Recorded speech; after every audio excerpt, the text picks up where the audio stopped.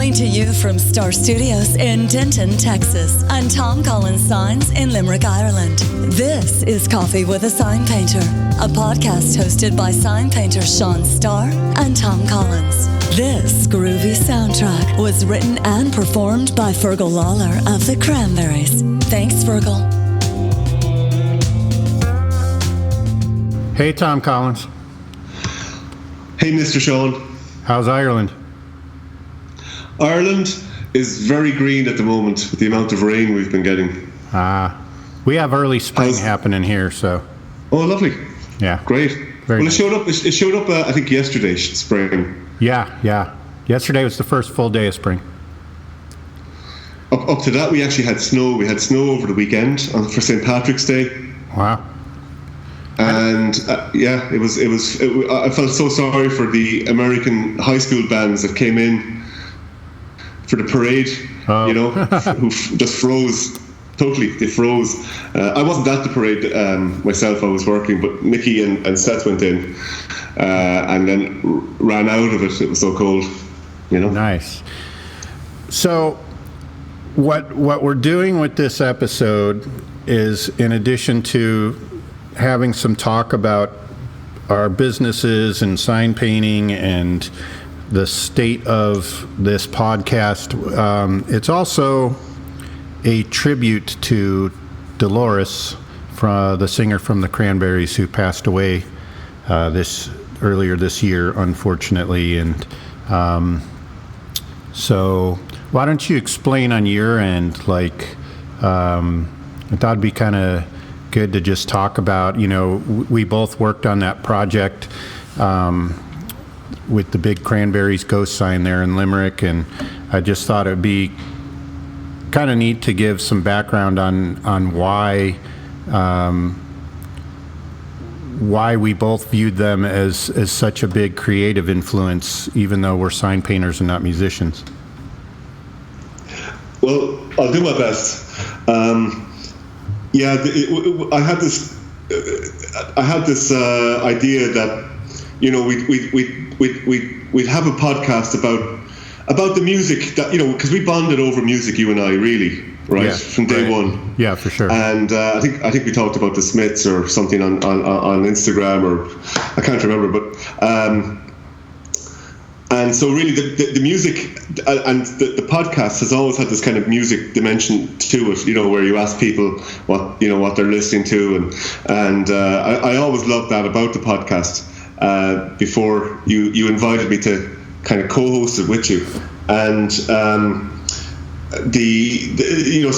kind of like earlier in the year, just at the beginning of the year, I suppose I had thought that it would be really cool to do a podcast about the music that's in my hometown, and what's going on your doorstep, and we could have a podcast around that. And no sooner did I start that than absolutely there was the tragic news that Dolores O'Riordan had passed away, and that seemed to kind of really obviously have a huge effect, not just here in Limerick, but also around the country, around the rest of the world.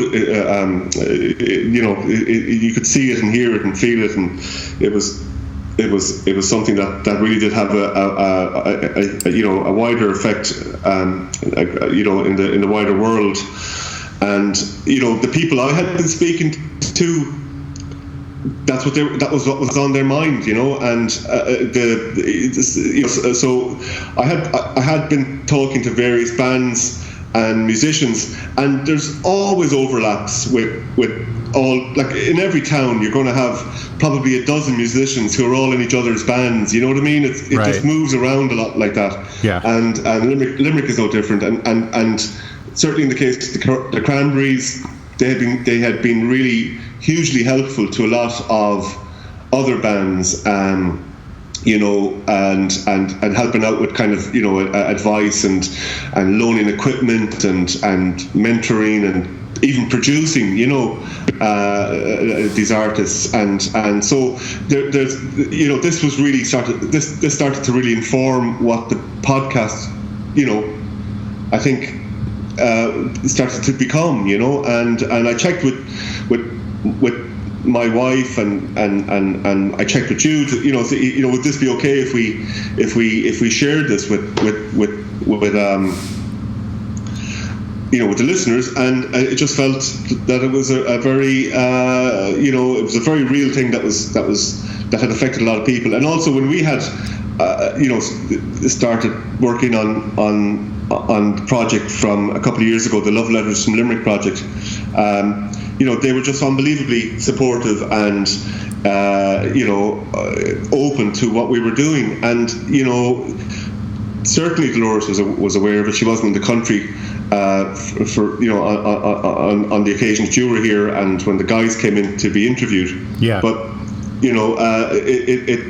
she was someone, I suppose, I hadn't spoken to for many years. They used to come into the bar at home where I worked, my parents' bar, and they were just they were people you could easily chat away to, and you could see things taken off for them, and you could see how just blown away they were by it all, and they still seem to kind of keep some degree of realness about them, and so I think that's a very attractive, appealing thing for anybody, and I guess maybe other, like you and I were working in a whole other different creative pursuit, but you can't help but kind of admire people that have maybe a strong personality, who have a real determined sort of inner sort of compass, because I think we to some extent have had to kind of push through a lot of adversity and a lot of obstacles, and I know they did too. There was no easy break for them, and so and I know those other bands we often talked about, from Manchester and places which were kind of towns not unlike Limerick, that had a lot of unemployment and a lot of challenges, and there was definitely those similarities, and so we I think felt maybe that when we approached them to do this project from a few years back, they totally got it instantly, and it wasn't a hard sell. It was great, Yeah. So that's it. Yeah, and it's really interesting to me from talking to other sign painters that are, kind of in our age group, of what a huge impact. Growing up with punk, new wave, that later turned into 90s alternative and all that kind of music, like what a huge impact that had creatively, for people like us that stubbornly, went into jobs like this where, it was like, if we're going to be stuck having to work in the real world, like we want to be creative and we want to, create art on some level to support ourselves. And, I think the music that you and I have talked about for a couple of years now that, really influenced us, with obviously Morrison and the Smiths and bands like the Cranberries, Joy Division, New Order, all of these bands, it was something that surpassed the music and the musical style. It was the kind of the sentiment behind creating something that a lot of these bands were creating, something that no one had done before, and it wasn't commercial and it wasn't going to make them rich, and it was it was pure in that sense. Absolutely. Yeah, absolutely. I agree. Now you've got people with auto-tune and everything else trying to create the next big YouTube video that'll have 10 million views or whatever, but that was a more pure era of art in a lot of ways, because people were just doing what they loved to do without the focus of, are we going to sell 50 million records, Yeah. Well, look, and there was a sort of a gentleness there. Like, you know, I love a lot of the punk rock kind of attitude, but you know, what I preferred about you know, post-punk rock bands was, you know, you had some of the attitude, which was kind of, you know, you're not going to settle for being a phony, you know. But there was a lot. They didn't shy away from, I suppose, having their hearts on their sleeves, and you know, the songs are quite emotional, or they're, you know, especially like, you know, when you know, you're that teenager who's, you know, whatever, you know, you're going through all those things that you go through as a teenager, and you're trying to find something to keep you know, to kind of, that speaks to you. Well, those kind of bands spoke to me, and you know, and a lot of millions of other people, you know. And I like, again, when this you know, terrible thing happened, you know, I kind of had a couple of days where I just kind of, you know, I was surprised by how sort of upset everybody was, and how upset I was. And you know, it was like, it really did feel, you know, like the nearest thing I can compare to was I was living in Cork in the early 90s when Kurt Cobain also died, you know, and it was kind of, you know, different circumstances entirely or whatever, but you know, I love Nirvana. I you know, you could hear there was a lot of anger in some of those songs, but there was also an awful lot of tenderness and a lot of heartfelt sincerity, you know. And I really it kind of broke my heart, because you know, you could see that there was so much more, you know, that you know, that we'll all be the worse off not hearing, you know. Yeah, for sure. Yeah, and that's you know, with the Cranberries specifically, you know, lyrically there was a tenderness, like you said, you know, like Ode to My Family, you know, those kind of songs that just still give me goosebumps, you know, and that I think is the loss, is the connection that bands like that were able to make with millions of people, is just being able to connect in that way. It's a huge loss. Absolutely. And you know, they weren't afraid to tackle, you know, political themes and, you know, complicated kind of issues as well. I mean, you know, I love that Free to Decide track that you know, we talked about in the past, and I think you discussed it with the guys when you spoke to them, you know, and just what it meant to you, and you know, so look, I guess to kind of try to explain where we're coming from, it was that we kind of started this thing where I one particular band called Windings, who are you know, a terrific bunch of guys, really, really good band. They have the most fantastic album cover and title since, you know, that first album from the Cranberries. It's a you know, those mosaic thresholds that you see in those old storefronts. Yeah. You know. Well, there's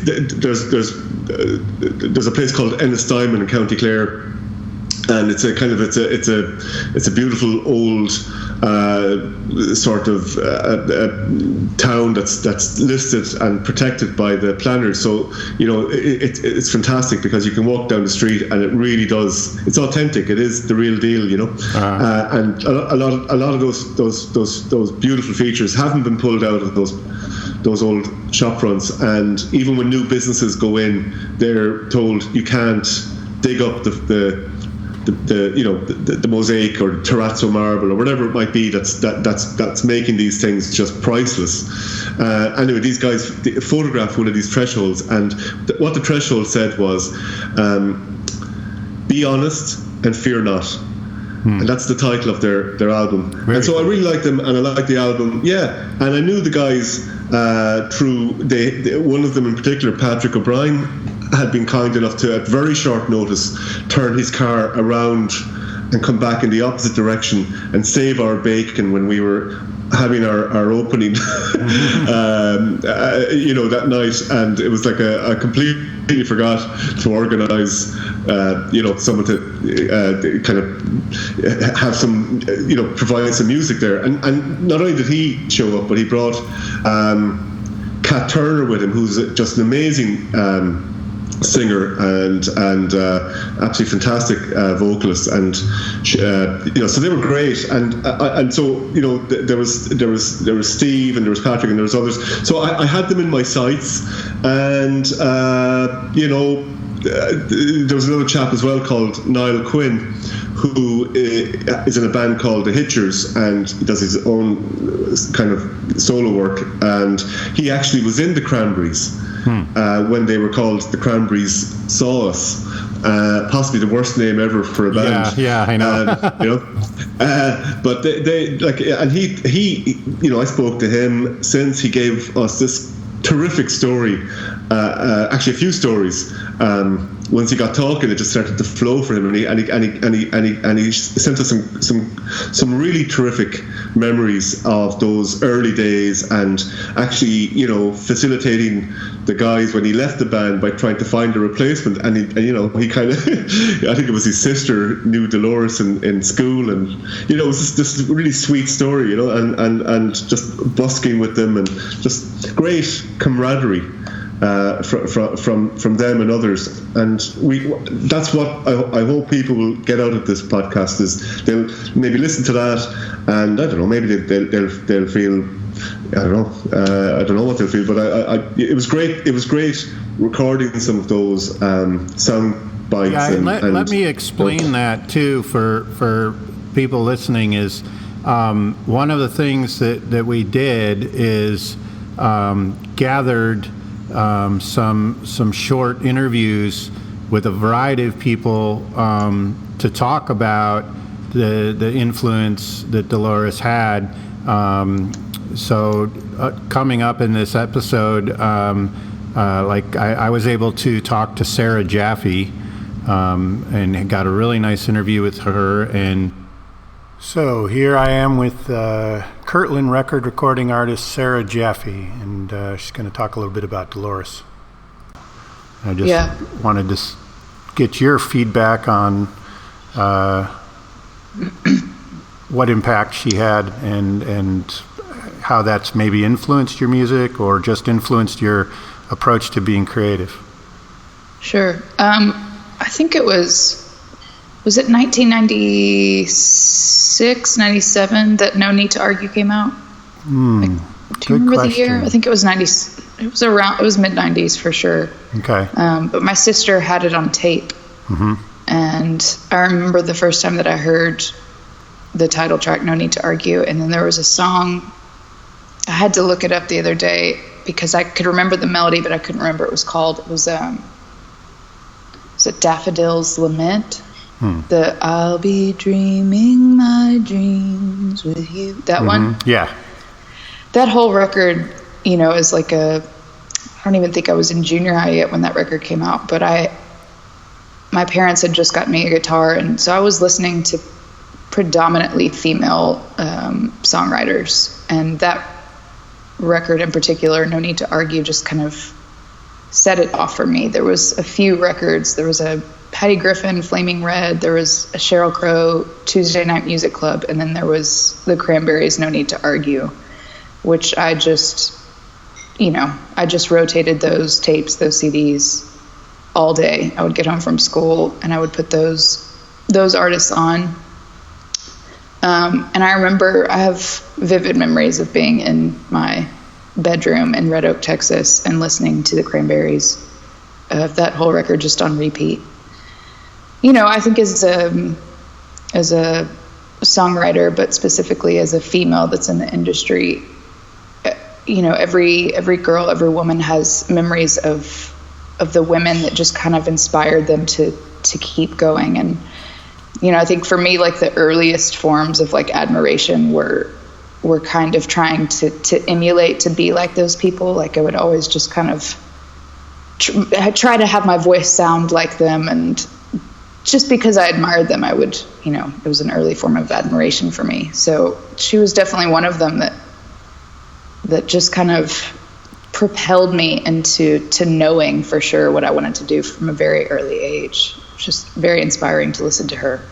Very cool. Yeah, I always kind of viewed her as a woman that exuded strength.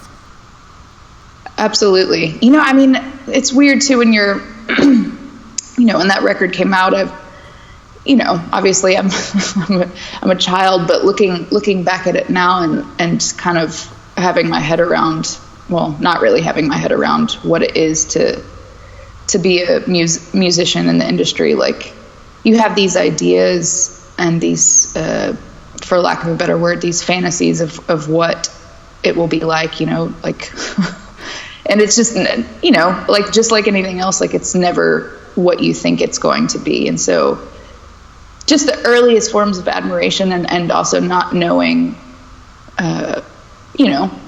naturally what my life would look like. I like looking back at those memories and just seeing like the pure enjoyment of just having music like really touch you in this unadulterated way is really fantastic. And I'm really grateful that she lived a life and made music and that it was able to reach, a pre-adolescent teen in my bedroom in Red Oak, Texas. It's pretty fucking cool, if you ask me.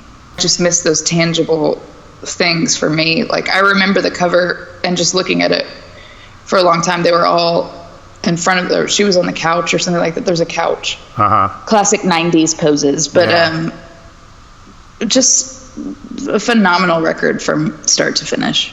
Yeah, I did a episode with Clark from the Toadies, and we talked extensively about what a sad thing it is that, and episode with the Cranberries as well, where we talked about like that era of having art alongside the music that you could explore through the the liner notes and even before, when it was vinyl, when I was a kid, you got immersed in digging into like all the visuals as well as the audio, and that's really gone, and that's sad to me. Is now you get this little thumbnail photo of the album cover, and that's it, and so you kind of lose, I think, some of the personal connection you have with a recording artist now, because you're not able to see that expression of their art visually as well as audio. Yeah, there's a total disconnect. You're absolutely right. I mean, usually people just look up they're like, what are they saying? And then, one type of way to genius lyrics, and there's just, there's no connect. The tangible art and the artist. I'm curious, how do you attempt to bridge that gap as a recording artist? I mean, obviously that's still something that connects in your memory from exploring music, digging through the CD notes and all that. How do you try to bridge the gap, or is there really no way? Oh, I totally ignore the fact that we live in a day and age where most people just buy singles on iTunes, and I'm fortunate enough to work with a label that like supports this idea, where I just make music like it's, like as far as like the actual art, the physical art, like I approach it like it's 1998 and people are like, like they want the vinyl, they want the poster inside the vinyl, like they want all this thing. Like the art aspect is so important to me. Like I just ignore that gap. I ignore it because for me, like I just can't. I'll lose my mind a little bit if I am like, well, let's just make a download card and call it a day, Yeah, and I think that's like social media culture in a nutshell. Is everything has become so instantaneous that there's not as much thought and heart put into things. It's just people pushing content constantly. It's just a constant pushing of like, do we have enough content? Like, let's get some more stuff out there. And of course, like, we're all kind of a part of that disgusting wave. But at the same time, like, I look at like the kids like that are in their early 20s, and like even my nieces and nephews, like kids are doing like really cool shit, like just very innovative, and you kind of have to ride that wave if you're doing anything in the arts industry. You don't have to, but I unfortunately do. I enjoy it sometimes, but I'm also like, I understand what it feels like to be my parents at times. I feel like, what the hell are these kids doing? Like, yeah, I know. I'm understand that quite a few years quickly ahead of you, so I feel it, believe me. Yes. You see how it happens. Like, you know, you say things like when you're 12 years old, like, I'm never going to be like that. And then you say things like, what are these kids doing? Yeah. I've always had a love-hate, more hate relationship with social media, and I've kind of reached my final saturation point. Fortunately, my wife has graciously agreed to take over our business social media stuff, but I'm just so you don't have to. I just want to focus on the work I'm making. That's all I want to do, and I don't want to. That's all you should do. Yeah, and I don't want to be thinking about, well, am I getting a good shot or a little video clip of this? And you know, so I'm walking away from it finally after years of complaining like an old fart. Yeah, I feel you. I feel you. Well, again, thank you for coming on and talking for a few minutes and sharing your story about Dolores's impact, and that's really cool. I appreciate it.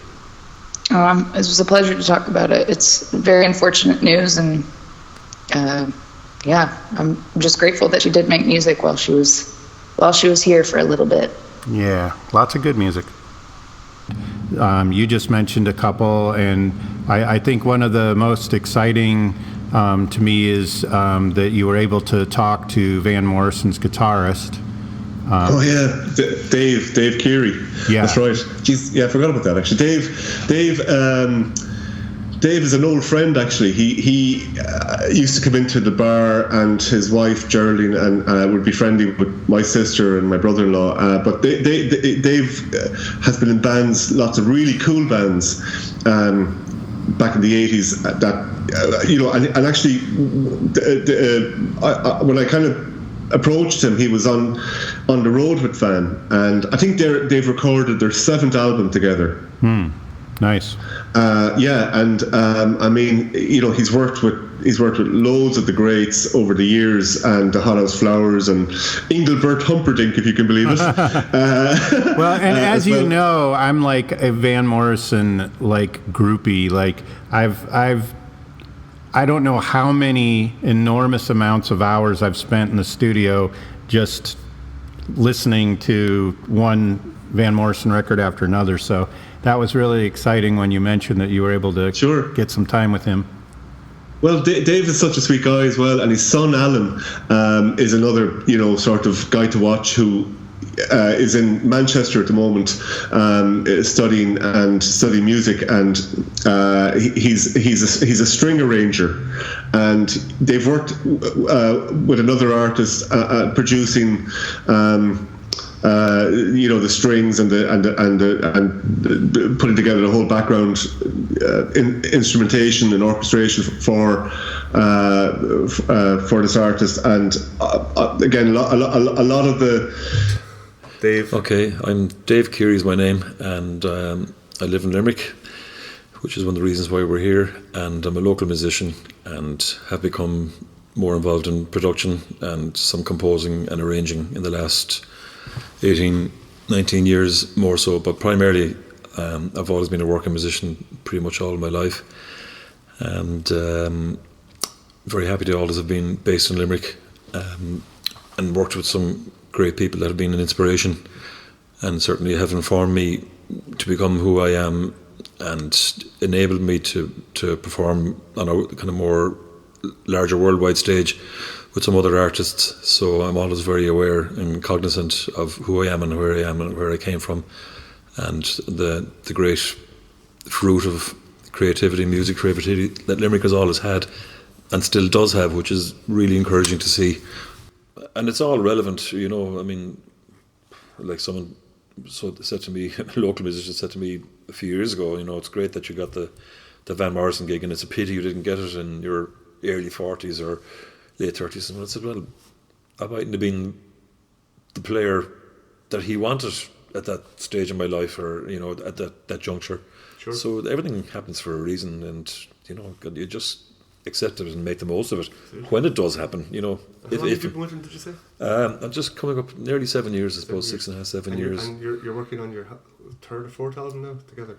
Well, I think I've done 5 with Van, okay. And I think there might be another one coming out this year. Right. So I believe we don't know. We never know until the public knows. Isn't that great though? It's great, yeah. And I just never thought in my wildest dreams that even to do one show, let alone one album with Van, would ever materialise in my life. Incredible. Yeah. So it's been great. Yeah, it's been really, really fulfilling. Well, I have to ask you as well about my parents always had this thing, they couldn't understand why so many musicians came into the bar, right? And I was never there, just in case Geraldine's listening. God bless your mother, she covered my ass a lot of the times. Well, I went through, over the weekend, because we were snowed in, and I went up to the attic and I found this huge box of photographs. Yeah. And I said, look, this is it now, I'm going to sort out this. And actually there was about 4 boxes of photographs, and I found loads of pictures of the bar, and remember Alan Cheevers? Yes, absolutely, yeah. And loads of different people, like and in the bar, and just I recognised so many. But it was just such a fantastic. I mean, as you well know, of course, having grown up in it, and your parents were such great characters and great people and great. It's just it's a fantastic place. It was the only place I think that everyone, musicians and the likes and artists. Dave, I mean, there was no TV on, right? There was no loud music. Isn't that great? Was that the reason? Really, I swear to God. The fact that you could have a conversation, or you could. But I think, I think probably that time there wasn't that much. I mean, some bars, I suppose, did have the TV thing. I mean, I think flat screens have been the bane, because you can plant them anywhere nearly, like a bloody, like a picture. Yeah. But it's because it's just the atmosphere. I mean, the bar itself was beautiful, and still is, thanks be to God. But it's the people that are there. I mean, you had such your mother Tess and Tom Senior, and then some of the bar staff were quite legendaries in their own lifetimes as well. And then it's just the characters that are always attracted. I suppose, before my scene, I think the White House Gleasons would have attracted more the artists, the visual and the theatre crowd as well. And the theatre crowd, so it had more that kind of nearly the thespian kind of brigade. And then for some reason, everyone was, just over time that people gravitated towards Collins, and there was just such great crack and great camaraderie there, and everyone was on the same page. Everyone was gigging and writing, and there was a whole kind of a crossover thing and an energy going on the whole time. That was lovely, and I remember they didn't have a problem with it. They were delighted because you were all very nice to each other, and there was never any messing there. No, apart from you give a tone when you were apart from the odd time when you're looking at your mother barring people, even though they get back in the following week, or the curse jar. The curse jar. Oh, it was very funny. Jesus, God, I forgot about that. Yeah. Well, I used to love it because. I remember Eamon Heher was a teacher of ours in the CBS for a couple of years. He came in to cover one of our teachers who was in Well, and he was in a band called Took and Dance. That's right. And which were originally Average Contents. Which were originally Average Contents with Jack. Was Jack Maloney? Was he in? I think you're right. Yeah, he could have been. And Pat. And Christy Looney, there was Sean was definitely there, and I think Desi O'Dwyer was in Average Contents as well. Oh, Desi, yeah, that's right. And there was Desi O'Grady on drums. Yes. But it was kind of pretty much the same lineup, but they just changed the name. Okay. They went to some other players now. I'm not recalling. I remember there was a period where they had the guy on saxophone. Peter Fielding. Peter Fielding, that's right. Yeah. And I think Christy was on drums for a while. But anyway, so I used to love talking to you all about kind of bands and music and that stuff. And when when Dolores was coming into the bar, you know, they were very shy, and Noel, and I remember asking Noel for his ID one night. But they seemed really nice, and actually turns out he was next door neighbours of my brother-in-law.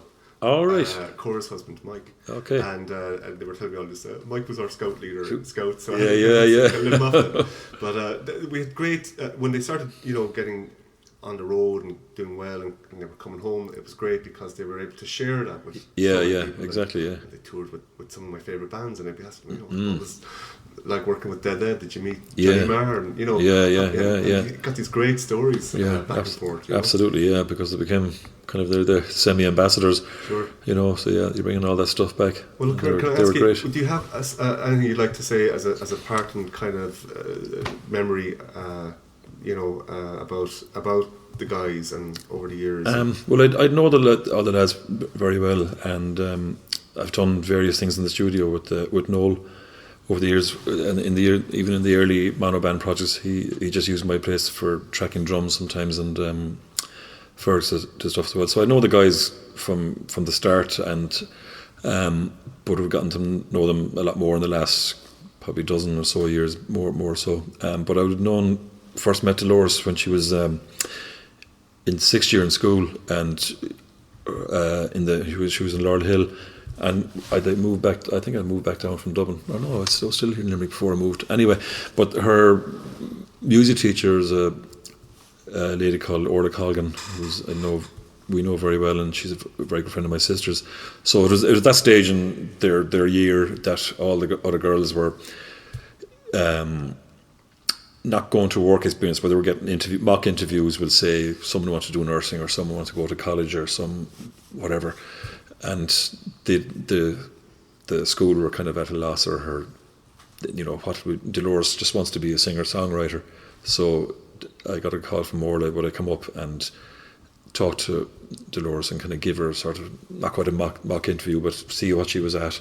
So I went up to the music room, and there was just me and Dolores, and she was just there with her little Yamaha keyboard, and very shy, but I was chatting away to her about music, and, you know, just giving her whatever bit of advice I could, as in terms of maybe seeking out other musicians.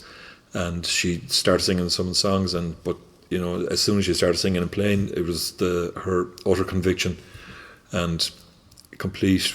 You could just see that determination and focus, which is the most important thing. You know, once you see someone, an artist like that, when they have that focus and absolute drive, you know that there's something special there. And I'm not just saying that sort of with any reference to her passing away, but it's just a genuine thing. You either see it or you don't, and the person either has it or they don't, and Dolores certainly had it, which obviously bore itself out. That was Tom Keary, guitarist for Van Morrison's band, as well as a very accomplished musician on many other fronts, talking with Tom, and now we'll go back to Tom and I talking. The fine detail, I'll be filling in, you know, with some of these posts that we put out, and some links maybe to some of those artists as well, through, you know, that people, if they're interested, can find them on SoundCloud or whatever. But we have tracks that people have sent us as a kind of goodwill. I'd love to participate, and, you know, we got one from Dave that he's worked on with his son, and you know, we've Noel Hogan from the Cranberries and mono band has given us permission to play some of his music, and I think we were talking about that earlier. We were zeroing in on one track in particular that we both really liked. As well as other artists like Emma Langford, who is a singer-songwriter, and she's terrific, and she you know, she's someone who has a really personal connection as well with the Cranberries and their sound, and as well as, you know, many others. You know, there's quite a few people to get in and squeeze in, and I suppose. You just, you know, if anyone does find it very long, they can take a break and maybe come back to it. If they have a very long haul flight, maybe this could be the podcast for them, you know. Yeah. So throughout the episode, we'll be going to interview clips with some of these people, as well as some audio clips of actual music. I believe Fergal, Lawler, the drummer of the Cranberries, has also contributed some more music. He also gave us the music for our intro to the podcast. That's right. Yeah, we had a couple of extra tracks that he gave us for the short film that Picant made on that project, and he was very kind to let us use those as well. And also we've got some artists and bands who are, some of them are just out of their bedrooms. You know what I mean? Yeah, they haven't really been kind of getting the private stretch limos quite as of yet. But there's a guy, the Relais guy called Adam Reeves, who he's involved in a few bands, and he has made a contribution, sent us some music. There's another bunch of guys called A Weekend Away, and they look like they're going to be making a name for themselves. And listening back to some of the stuff that I was sent, I was really proud, to be honest with you. That, I mean, I think Limerick punches above its weight in a lot of areas, and music, rock music. We've always had a very strong rock music scene here, from the '60s. Up to right now, and it's you don't hear or see that as much. I mean, obviously U2, they're enormous, and a lot of really good bands have come out of other Irish cities. But there seems to be like a really good kind of rock music scene that's been around Limerick for a long time, and I was so happy to actually speak to a local legend called John O'Shea, who drove all these bands over the years. He got their gear to the gig on time. He got them home into their beds at a reasonable hour, and he has some absolutely terrific stories that you couldn't record or play on the air. But I got a couple that we might be able to share with people. And I think it's just really for me anyway, where my studio is in the city centre. There's a little bit of activity at the moment with an organisation called Music Generation, mm-hmm. that are just around the corner from where the studio is, and they were very interested in actually housing that large ghost sign we were trying to find a home for last year, and unfortunately the sign was just so big we couldn't the area that they had available was just wasn't big enough, and we ran into other issues with access and planning, and but they were particularly up for it. And I know these guys as well facilitate a lot of really good tutorials and access to equipment for people starting out, singer-songwriters, people not sure what they want to do, but they want to do something with music, and they have a terrific reputation around the country, because in fairness to U2 have part funded, I should say, a lot of Music Generation's efforts, along with I think other partners, and people can look that stuff up and they can read more about it. But that's kind of happening around where my studio is. So when I'm out working, or if I'm out getting a coffee, I'll bump into all those guys, and they're great, and you can talk to them, because I'm into music, so I'm going to talk to them about the new Radiohead album or whatever, right. And yeah, so obviously we were also talking about Dolores, and both you and I got kind of busy in the middle of it, and so it went down the back boiler for a little bit. But I can tell you that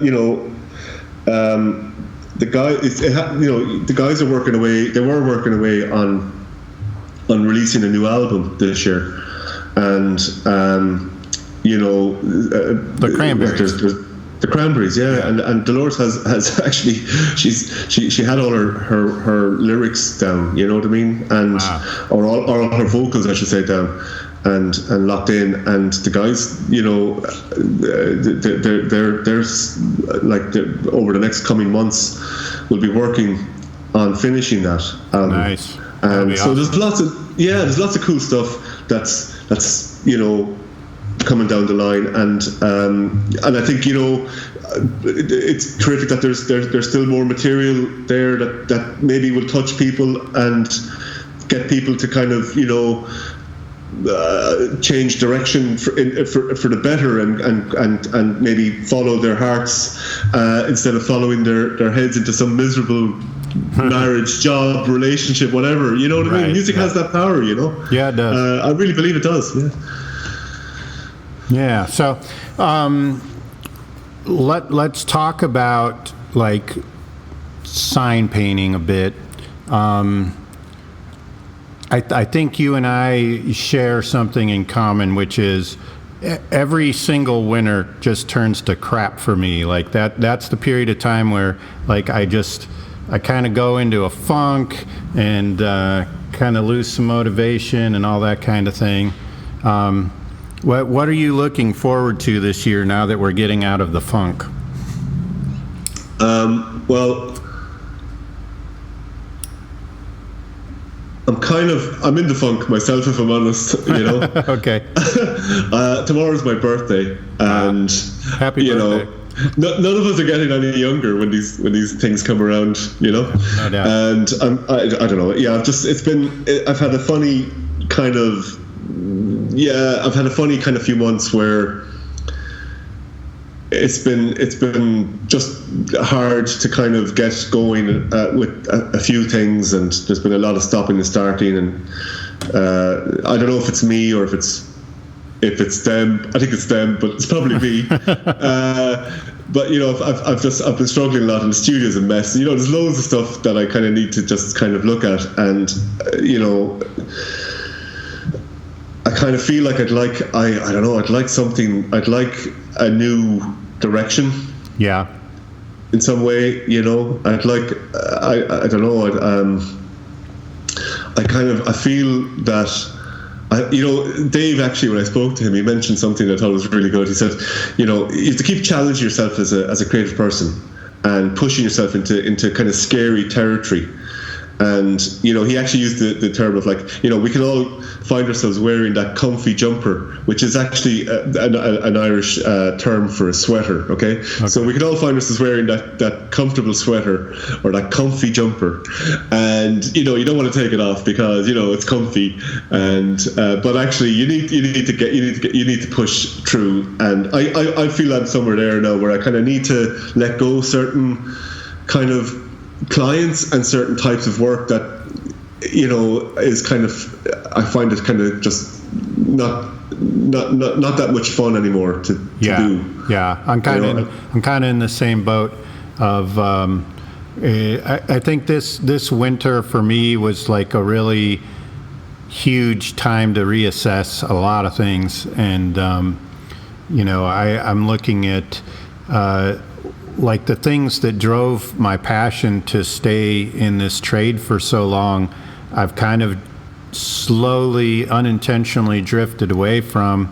And I think part of it is, there's been so much attention on sign painting, and that's been so awesome and opened up so many opportunities, including coming out to Ireland and working with you on all that.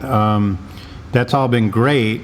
But I think in the process, kind of took my eye off the ball a little bit of like what it is that I love about doing this work, and have been pushing to get back on track and find that balance again. And you've helped so many people by what you've done, and long before you ever asked me to kind of fill up some this airtime with you, I was listening to your podcast where you were talking about, you know, the guts of you know, keeping the show on the road, and it was very real, and I loved it, and it gave me huge energy, and that's out there, that's not going away, you know what I mean? So fair play to you, and well done, and thank you.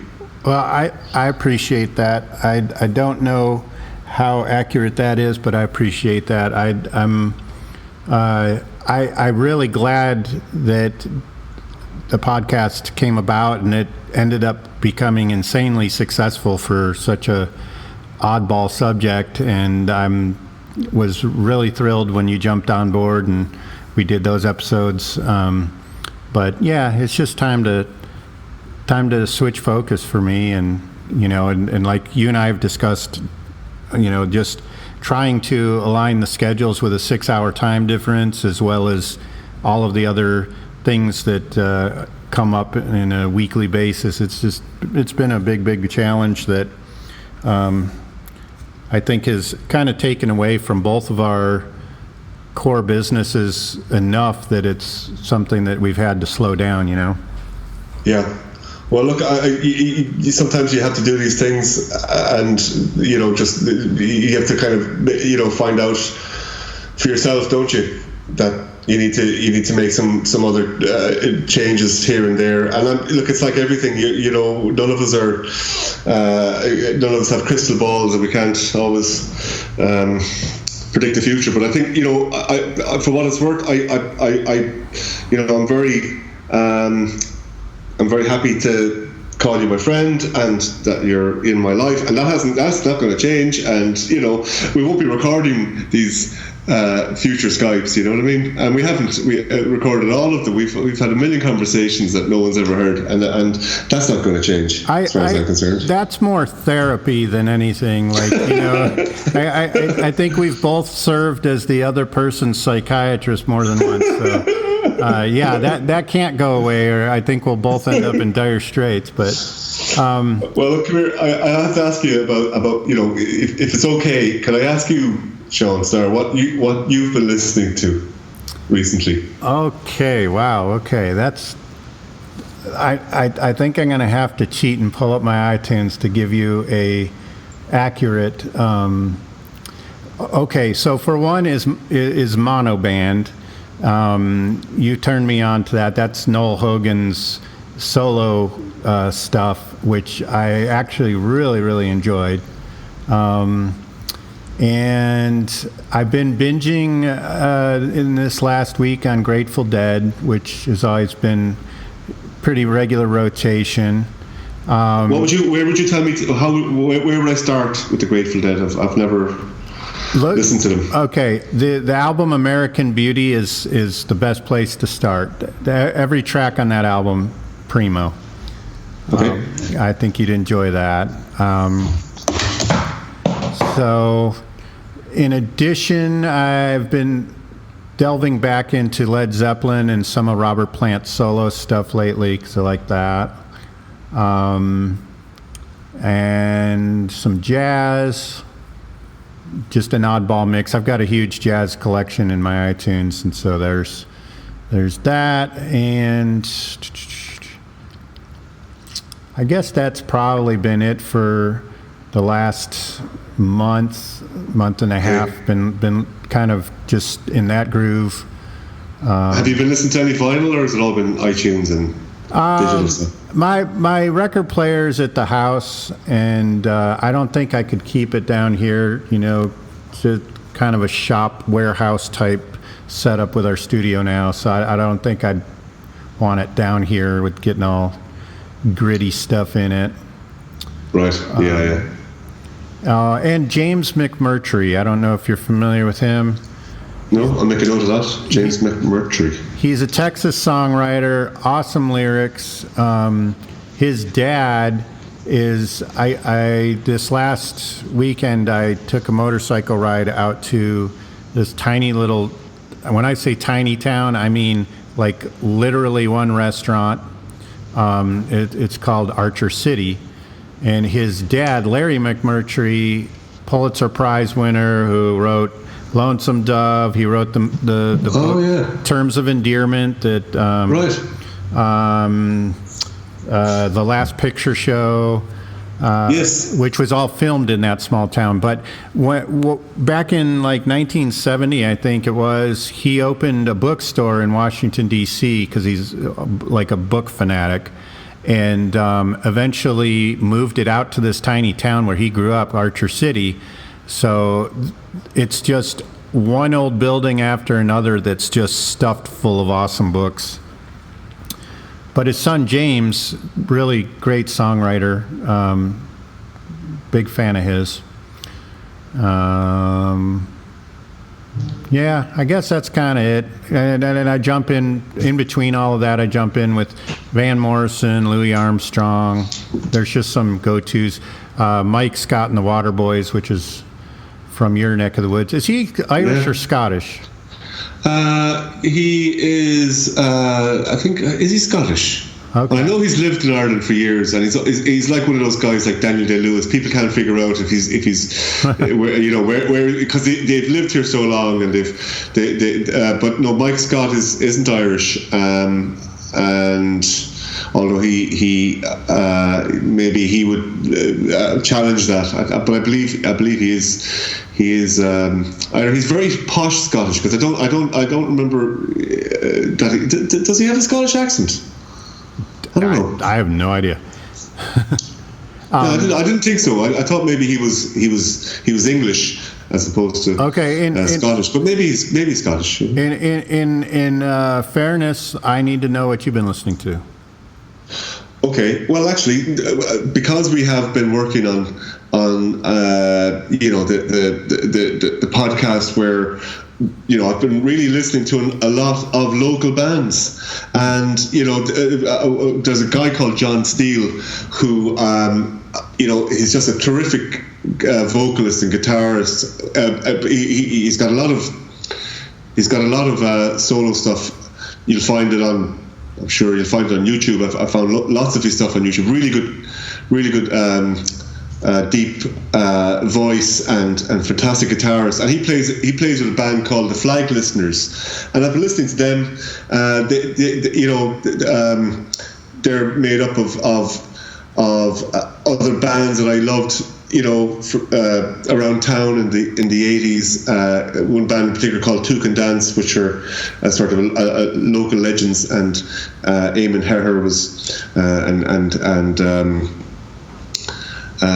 Des O'Dwyer, and lots of great guys were in that band. So I've been listening to that. I've also been listening to a brand spanking new band called Inner City Radio, who are really good, and you've got to check them out.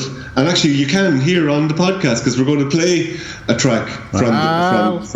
Good coming around to that. That's good. I've got more. There's a guy called Marty Ryan who is really, really good as well. And again, he's someone that I spoke to, and he was telling me about his he was on the road recently doing shows in America, and actually I let him down badly, I have to say, because he asked me to paint the name of his band, which is Anna's Anchor, on his on this kind of old beat up suitcase that he wanted to kind of set up on the stage. Yeah. So that it was kind of like a prop type thing, and I was like, he approached me when I was up a ladder doing a job, and I was like, yeah, and it just went on and on and on, because I was never in the studio. And the weather was fine, and when the weather's fine here, we don't get it that often, so the phone is ringing and everyone's going, where are you, he said you'd be here the next fine day. So poor old Marty went off to America without having his band's name painted by me on his suitcase, and and this other chap as well, Ian Dodson, who Dave Keary, who we spoke about earlier, that works with Van Morrison, and his son Alan, they worked with Ian Dodson on this really, really gorgeous track. It's so smooth. It's like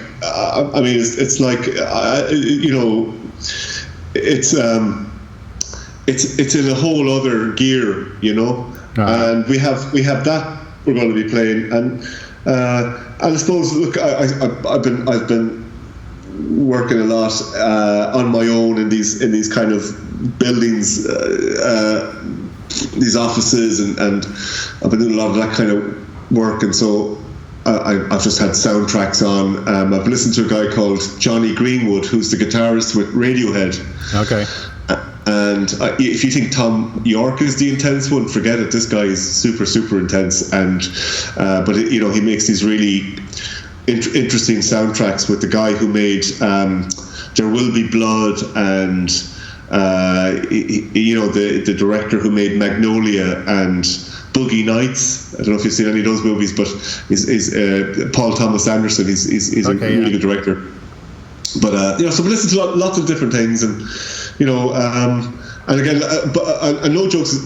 Really, because I've been researching a lot of the bands for this, but not just bands, but also I spoke to a really nice lady who I can't think of her surname, but her first name is Jane. Or Jean, and she's an opera singer, and she works actually with Music Generation, and I kind of bumped into her with my wife a number of occasions in this cafe around the corner from the studio, and she, we were talking about this project with her, and she sent me this beautiful piece of operatic vocals, Ave Maria, which was very appropriate, because actually Dolores sang Ave Maria with Luciano Pavarotti. I've seen that video on YouTube. It's pretty amazing, isn't it? Yeah. I mean, and like, I kind of found out a bit more about her, around the funeral, because that was what was played at the funeral, and this was for her, it was really a huge moment, because they loved operatic music. They loved Pavarotti, and it must have been just such a blast to actually perform with this guy, and they're both gone now, But anyway, look, so I've been listening to lots of different stuff, and some of them you're going to hear, throughout the podcast, if you're still listening, folks. Indeed. Well, that being said, I think it's probably a good time to wrap it up, and like I mentioned, we'll be playing some more stuff here from some of the people that contributed for this episode very generously. And I want to just thank you, Tom, for being my friend and coming on and co-hosting the show and all the stuff that we've done. It's been awesome. Oh man, listen, your leisure was my pleasure. I don't know what that means.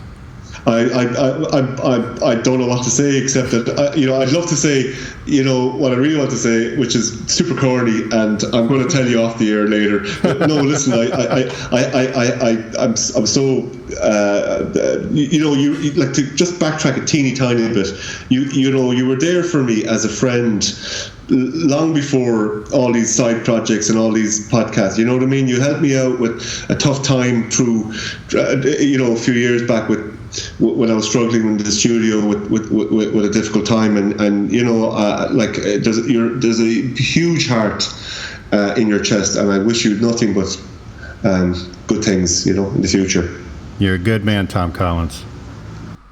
This next contribution is from Fergal Lawler of the band the Cranberries. This is one of his instrumental pieces that he shared with us for this episode. So this is Fergal Lawler.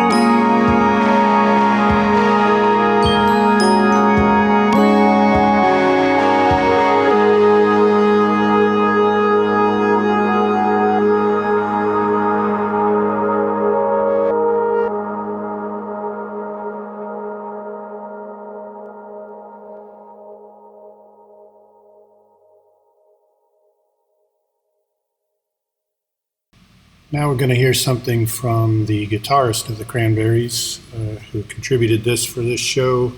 This is Noel Hogan's solo project called Mono Band, and this is from a current release called Hawk Set for the Sun. You can find that on iTunes.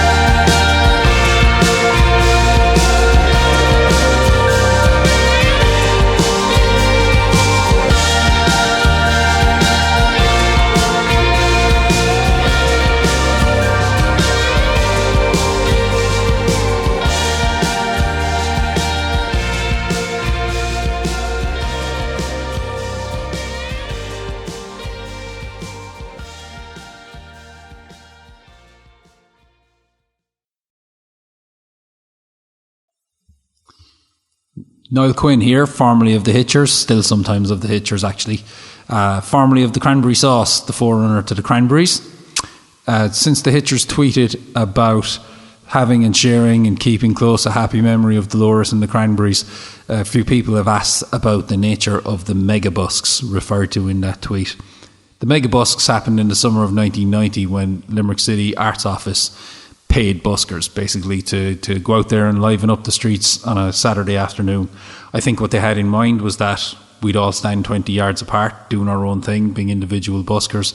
But what the Hitchers, the Cranberries, they do with Mirrors, and possibly some of the guys from A Touch of Oliver did, was basically form a folk mass from hell, where you could have up to a dozen kids with acoustic guitars, not a tuner between them, all beating out REM and An Emotional Fish and probably the Saw Doctors songs and the Pixies. It was great fun. Did it succeed in keeping shoppers in Limerick city centre? I doubt it. I'd say we drove them practically out to Crescent Shopping Centre and wherever else and beyond. But it's a smashing memory. It's the only time I actually got to perform with Dolores, I think. Yeah, it was a great time. As tends to happen with Irish funerals, there was a lot of laughter and a lot of pints. Though I was drinking non-alcoholic, so I ended up on a sugar buzz. I went along with Owen, who used to sing with the Hitchers back in the day, and he actually reminded me he was at the audition when Dolores came along. And I went along with Owen and Eric from the Hitchers. And while I was there, I met Catherine, who was the girl I bumped into way back in the day, who inquired, "How are the guys getting on since you left?" And I said they were thinking of looking for a singer, a girl singer. And she said I might just know the person. So, and Catherine, of course, went off and got Dolores' phone number. But a nice little gap in the storyline was filled in because a friend of Catherine's, a girl called Ev, was there. And Ev was with Catherine when she approached Dolores in the schoolyard, apparently. And she just said, "I know some guys who have a band and they're looking for a singer. Would you be interested in trying out?" And seemingly Dolores just said, "Yeah, okay." There was no great big "I'm going to be a star" or anything like that about it. I just went to the church, St. Joseph's, on the Sunday, which I thought was a lovely gesture by the family, actually, to give the people of Limerick particularly a chance to just say goodbye to Dolores. I didn't go to Ballinatty on the Monday night. I kind of felt it was time to step back at that stage and just leave the family and the locals kind of say their goodbyes. Some of the people in the Team June Boy crew did, and they said it was quite lovely. It was just a regular sort of rural funeral. I went to work the day of the burial. We had lectures on, and around midday, just as the mass was ending and that, I bombed the Cranberries as loud as I could on the Art Studios speakers. That was rough. That was a real kick in the Adam's apple, I must say, spinning along the radio station channels and hearing all of them playing when you're gone at the same time. That actually made it more real than seeing her laid out. I have a general motto or design for life that regret without resolve is pretty useless. But there are, of course, some regrets you can't go back on, and you can't go back and fix. There were probably occasions looking back on it that I could have gone over to her and said hi. First, we moved in very different circles. We lived in different countries most of the time, and I haven't seen Dolores in a very long time. But down the years, there would have been occasions we were in the same pub or the same nightclub, whatever. And the last time even was a few years back, and we were sitting at tables quite close to each other in the same venue. And the notion struck me, I'll just go over and say hi. And just as I was about to, I kind of acknowledged to myself that she was with a bunch of her friends. They were having a great time. And Irish people tend to be pretty cool that way anyway when it comes to famous people. We just tend to leave them alone, let them get on with it, having a good time or whatever. But I read sometime later that she found that part of her life kind of lonely, that people she used to know didn't come up to her and say hi anymore in those kind of situations because they just felt awkward or whatever. So yeah, that's definitely a regret. As to Dolores' legacy, let's start locally. Like I must admit, I was kind of less than inspired by the idea, well meant as I'm sure it was and well intended, to rename the proposed opera centre, or in the pipeline opera centre, in some way after her. I just thought it seemed vulgar at the time. It was probably too soon, too raw and everything anyway. And maybe it is still too soon and too raw. We're only coming up in our month's mind. But, you know, as she was a creative and an artist herself, I would personally love to see something along the lines of Belfast's Oh Yeah Centre for Limerick, if her name was to be lent to something, or if some aspect of the Cranberries was to be lent to something. I think that would be wonderful. Everybody else is doing it, so why can't we centre? Yep, it's a long and unwieldy name, but it was a long and unwieldy album title. It didn't stop it moving. Internationally, I think, and globally, I think the band's legacy and Dolores' legacy is assured. I'm not quite sure any of us in Limerick or Ireland in general really get just how enormous they are, and not just were, that they are in 2018, 2017. I know I've seen some of the pictures and videos from venues they play in South America and the Far East and mainland Europe, and it's really quite phenomenal to see just how loved they were. So what are my favourite songs? Because that's the real legacy. So I would be thinking When You're Gone, obviously, is very much the song of the moment. But I always really liked Promises, also Just My Imagination. I was there the very first time they played Sunday, so that's always been a special one as well. I love Uncertain, which would have been their first vinyl release. And anytime I hear The Strokes playing Last Night, I think of a song called A Fast One, which was off their very first demo. And in some ways it's an atypical song of theirs, but I think it's really, really cool.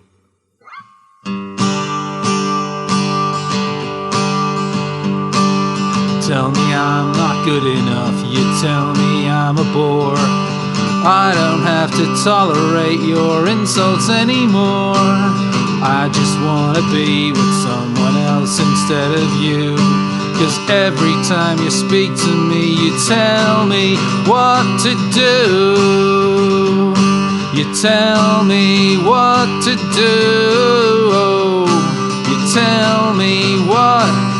I remember in the schoolyard when you asked me out, I didn't really realize what living's all about. I was just 16 years old when I married you, and now it's just a stupid mess. I don't know what to do. I don't know what to do. I don't know what to do.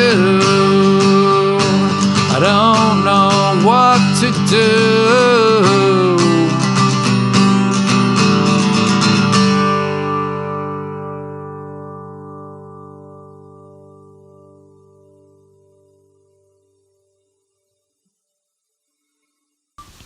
Hello, my name is Patrick O'Brien. I am a Limerick musician. I am in Windings, and I was in a band called Last Days of Death Country. And we got together in the mid-2000s, and then we were together for about 6 years, and we actually used to rehearse in a space where the Cranberries used to rehearse, out in Clorina.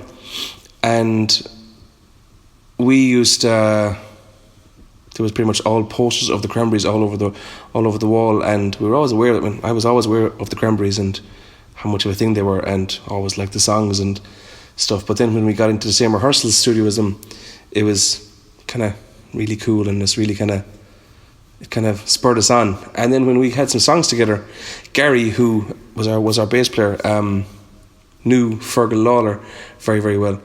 And Fergal at the time was starting to record some bands. He recorded Walter Mitty and the Realists, Brendan Markham, and we met him and see if he was interested in doing stuff for us. And luckily he was. So we recorded 2 EPs with him over the case of about a year, on and off. And it was amazing because we went out to his house and like it's just normal, very lovely house. And then there's a studio out the back and you go in there and it's just the first time I went in there, like I think I was the most kind of starstruck I ever was, because up to that point, Fergal's a lovely guy, you talk to him, lovely. And then you see all these like MTV awards and like gold and platinum discs and stuff, and it was just amazing. And he was just amazing, and he was brilliant to us, and he kind of looked after us, and it was one of my most favorite experiences recording those songs with him, and just that whole thing, and just the Cranberries kind of really, really influenced. I think whether you knew it or didn't know it, they definitely influenced you as a Limerick musician.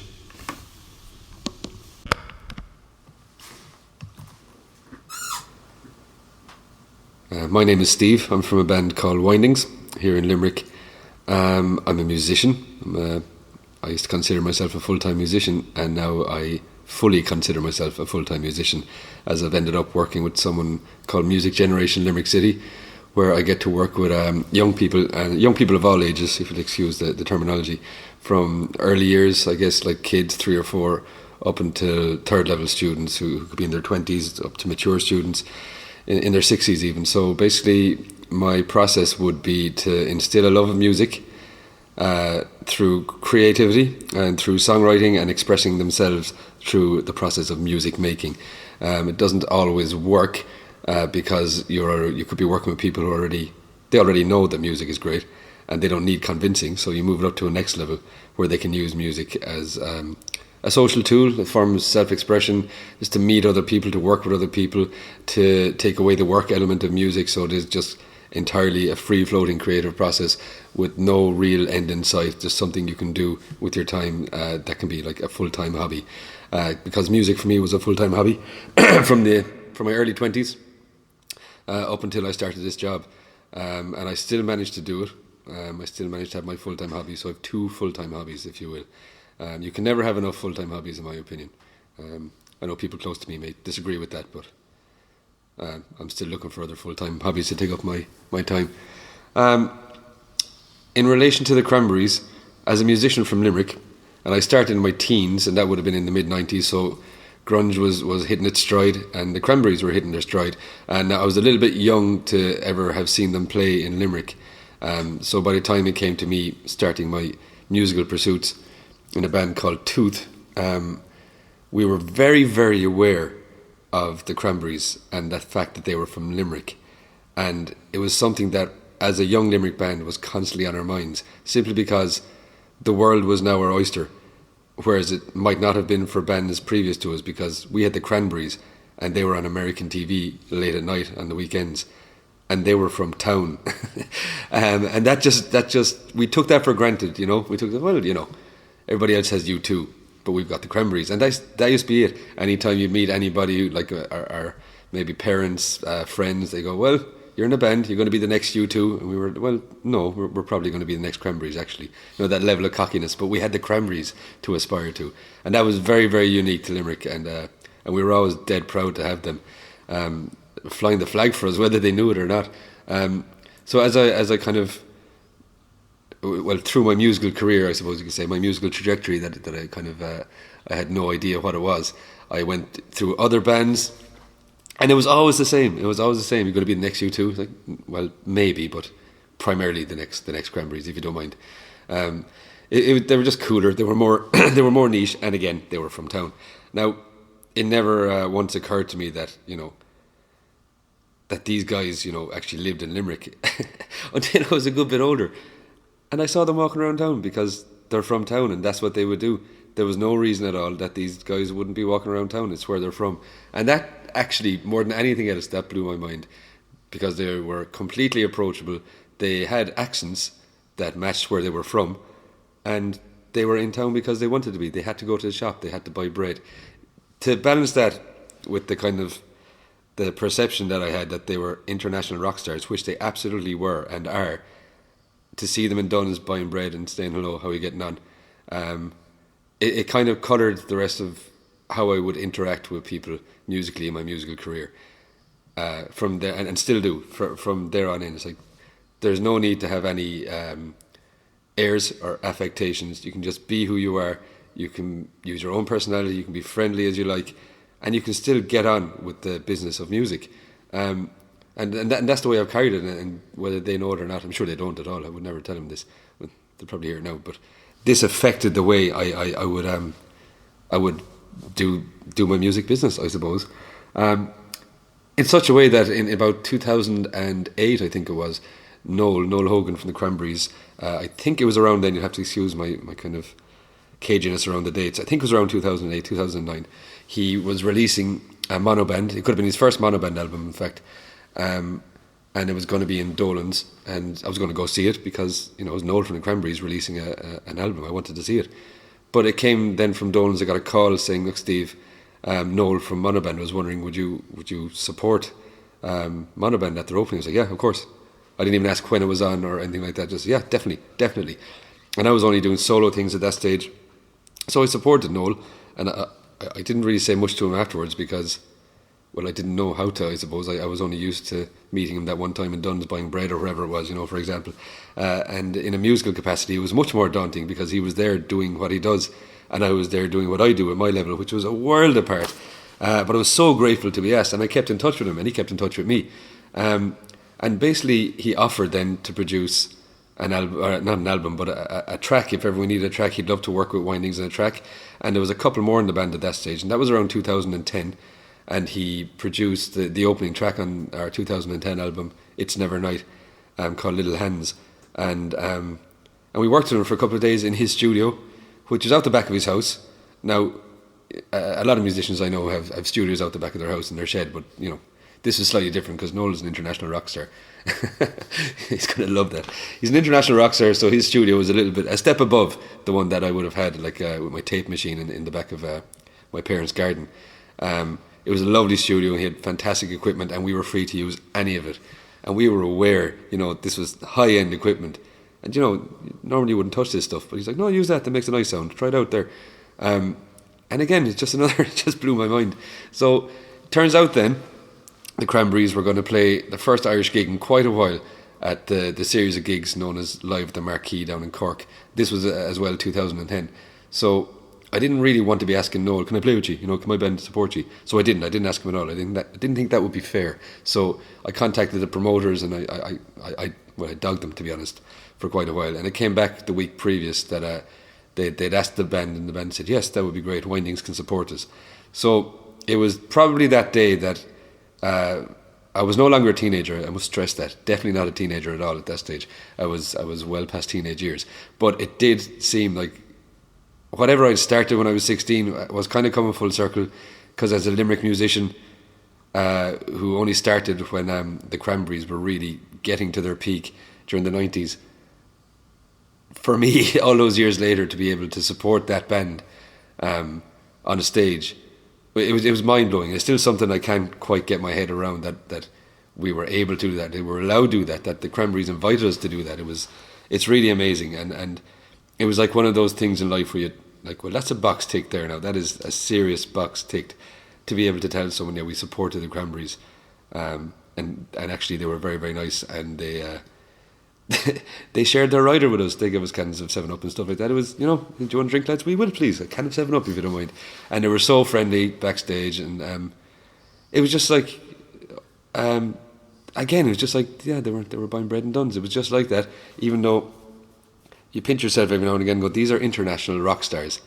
These have millions of followers all across Europe. South America have them at some godlike status, they're the biggest rock stars ever in South America. These people have millions of fans everywhere.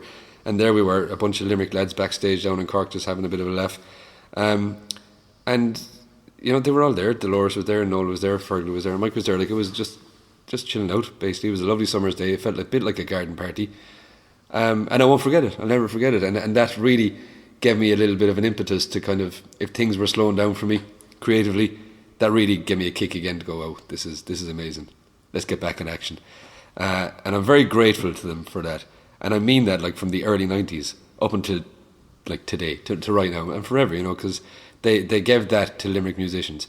I'm not the only one who thinks this at all. I've had this discussion with many Limerick musicians, and they I thought I was being smart. Everybody going, "You're the next U2." No, we're the next Cranberries. Apparently, a lot of us did that, and still do, and we should be proud to be able to do that. And Dolores is a huge loss, and I know the guys were heavily into creating a new album right in the middle of it, and it's a shock to them, obviously, way more than it would be to the fans, and it's going to leave a huge hole in the kind of the musical landscape of Ireland, of the world, but particularly Limerick.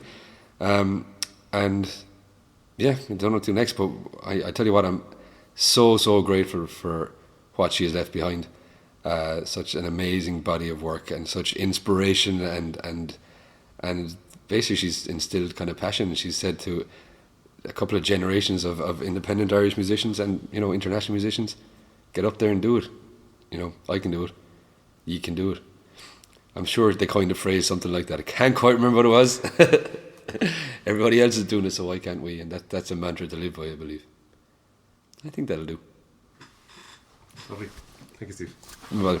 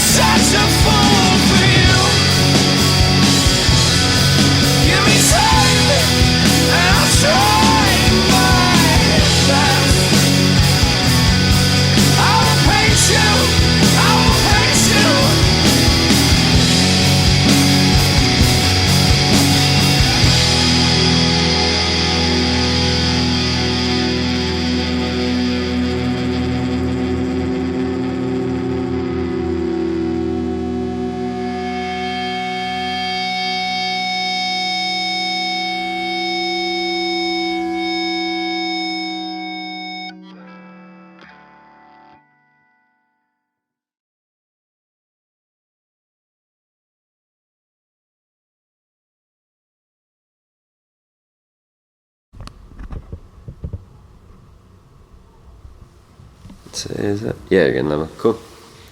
Hi, my name's Marty Ryan. I'm from Limerick and I'm a musician. I play in a band called Anna's Anchor. I suppose my exposure to the Cranberries might be a little different to a lot of kind of creative people from Limerick, because I think their first album came out the year I was born. So I didn't really discover the Cranberries until they were already one of the biggest bands in the world, and I remember it kind of shocking me to learn that this band that had all these songs that were in movies and constantly on the radio were actually from Limerick. And I suppose I was kind of working back then and doing my research from there, and fast forward to today, it's still something that hugely inspires me, because there's not many huge bands from Limerick. There's been many great bands from Limerick, but none that have come near to the scale that they have. And I suppose maybe sometimes we might talk ourselves down being from Limerick, but they kind of have set the milestone as to what can be achieved. So for myself personally, it's hugely inspirational, because, and I suppose it goes back to even the title of their first album, with that everybody's doing it, so why can't we? And it's seeing someone from Limerick doing that, and having done that is just hugely inspirational. And I think I find that I do a lot of touring now, kind of all around Europe and America and stuff, and generally people are familiar with Dublin, but it's like anything, you're familiar with the capital city of a country but might not know much beyond that, and people rarely do know Limerick. So the first thing I always do tell them is, well, Cranberries are from Limerick, and everyone knows the Cranberries, but they might not necessarily know Limerick. So it's almost like a badge of honor that I feel like I can just present to people immediately. And then on the flip side, if people ever do seem to know of Limerick, it's always because of the negative side of things, and people will almost be making fun of it. But it's, again, you can say, well, the Cranberries are from Limerick. Like, I don't think you're going to have a cooler band from your hometown, so you can stop talking about that. So yeah, that's my experience and exposure to the Cranberries.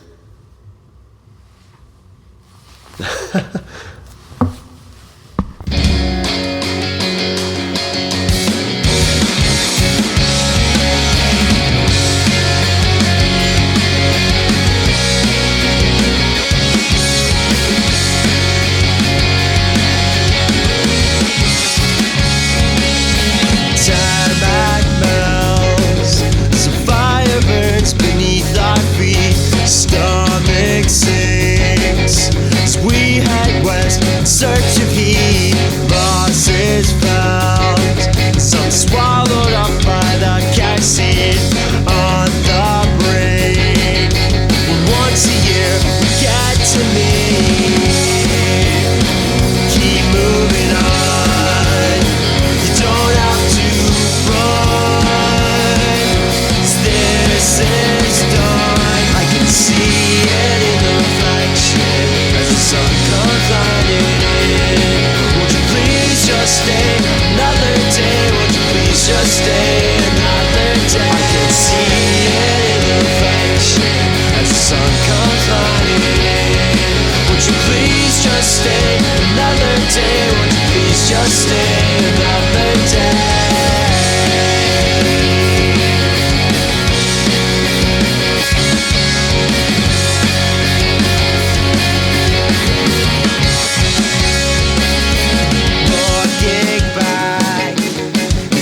Which I cannot keep under wraps. These times get buried so deep, it can't be slack enough so I can find my feet and take a nap. Planet escape when you sleep. Keep moving on, you don't have to run. This is done. I can see it in the reflection as the sun comes lighting in. Would you please just stay another day? Would you please just stay another day? I can see it in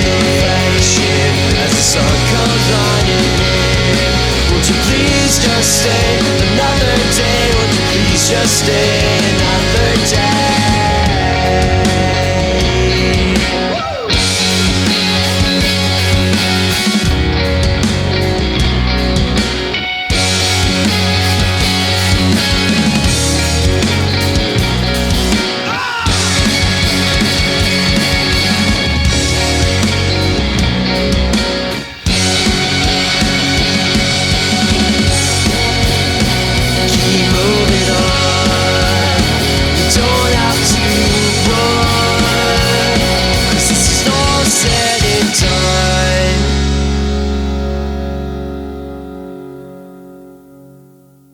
At least we have that. Like, okay. A bit of a,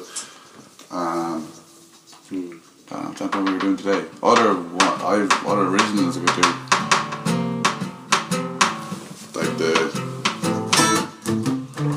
Like we've done that load already. Alright, fuck it, we'll try that one more then, okay. Right, we're recording in 3, 2, 1. Doesn't pack any.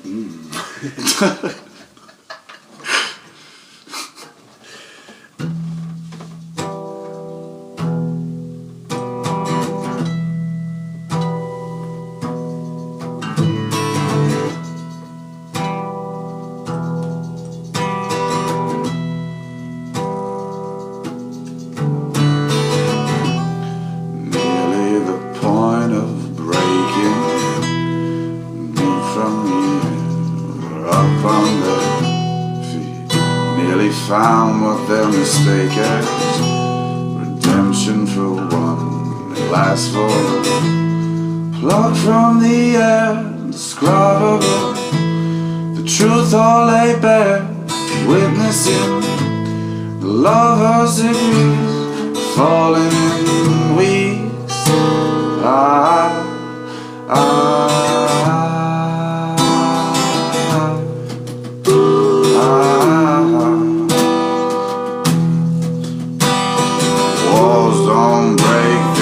Back and to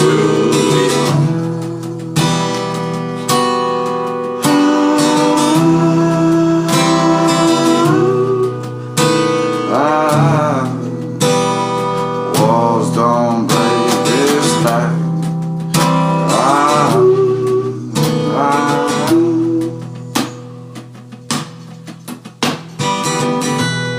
Creeps down the road he's taking. Liberties now, they're up on their feet. Nearly found what their mistake is. Redemption for all, it lasts forever. Plucked from the air, indescribable. The truth all lay bare, witnessing the lovers' degrees, falling in weeds.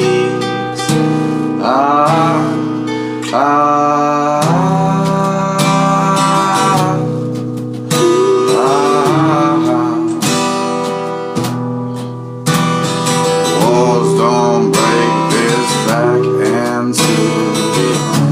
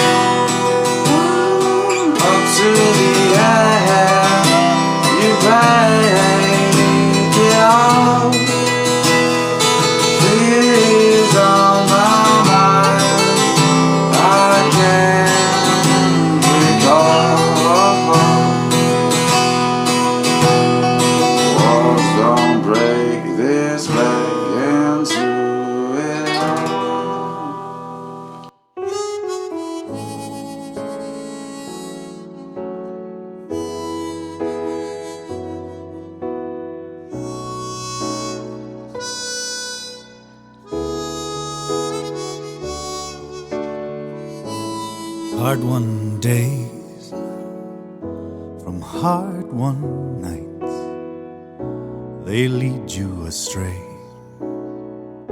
Get back in the fight.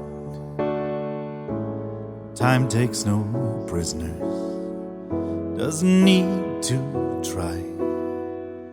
I turn myself in to the gathering night. I won't wear it, it looks better on you. I won't wear it, 'cause you know you've got to. They say that love is just a game, not a truth.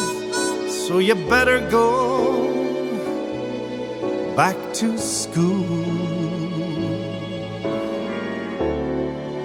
Love is only for the fool. Saw that you liked it, I wrote this check. It bounced, then it sank, I'm up to my neck.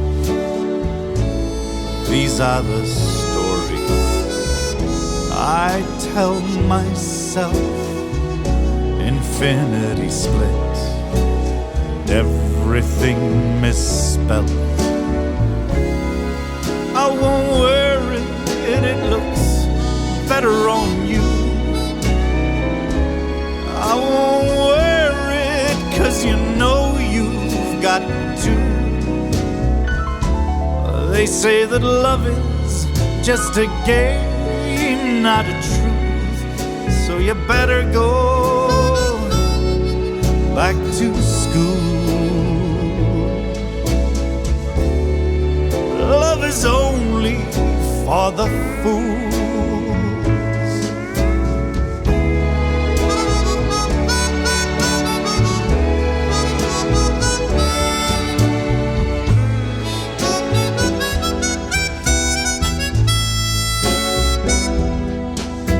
Your heart knows what it wants. Does it know what it needs? If you figure that out, it's easy as 1, 2, 3. I've seen you halfway up, I met you halfway down. I watched you stumble, I picked up your crown. I won't wear it, it looks better on you. I won't wear it, 'cause you know you've got to. They say that love is just a game, not a truth. So you better go back to school. Love is only for the fool.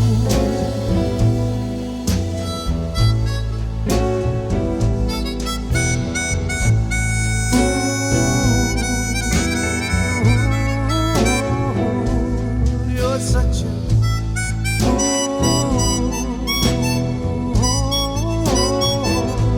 you know you're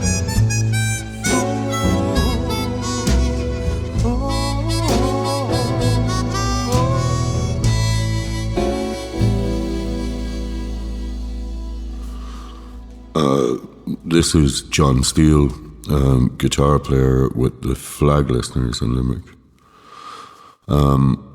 As a Limerick man, I was deeply shocked and saddened to hear of the death of Dolores O'Riordan.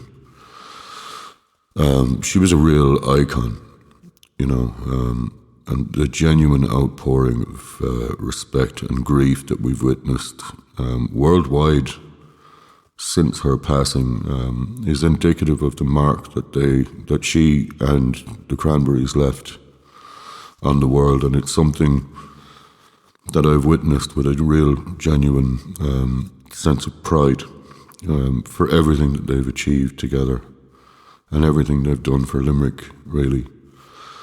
I would have been gigging around Limerick, just in cover bands and filling in for different bands at the time that they were making their first moves. You know, and I would have been hanging around the Zarek Studios at Joe Brown's guitar workshop, and, you know, their rehearsal rooms and so on. And I would have seen the Cranberries a couple of times live back then. And the one thing that struck me was how well the combination between Noel Hogan's guitar playing and Dolores's uniquely beautiful vocal worked. I mean, it was just one of those classic combinations, you know. I don't know, maybe they worked at it, but it seemed to be very organic to me, you know. It seemed to be something that just was, and possibly was the key to their success, you know. I don't know. But it was certainly something that I was slightly in awe of at the time. You know, and that song Dreams, you know, perfectly showcases it, you know, from start to that, you know, iconic outro. It's a beautiful tune. So, you know, thank you to the Cranberries for everything you've done for Limerick. Congratulations for everything that you've achieved, you know, and sleep well, Dolores.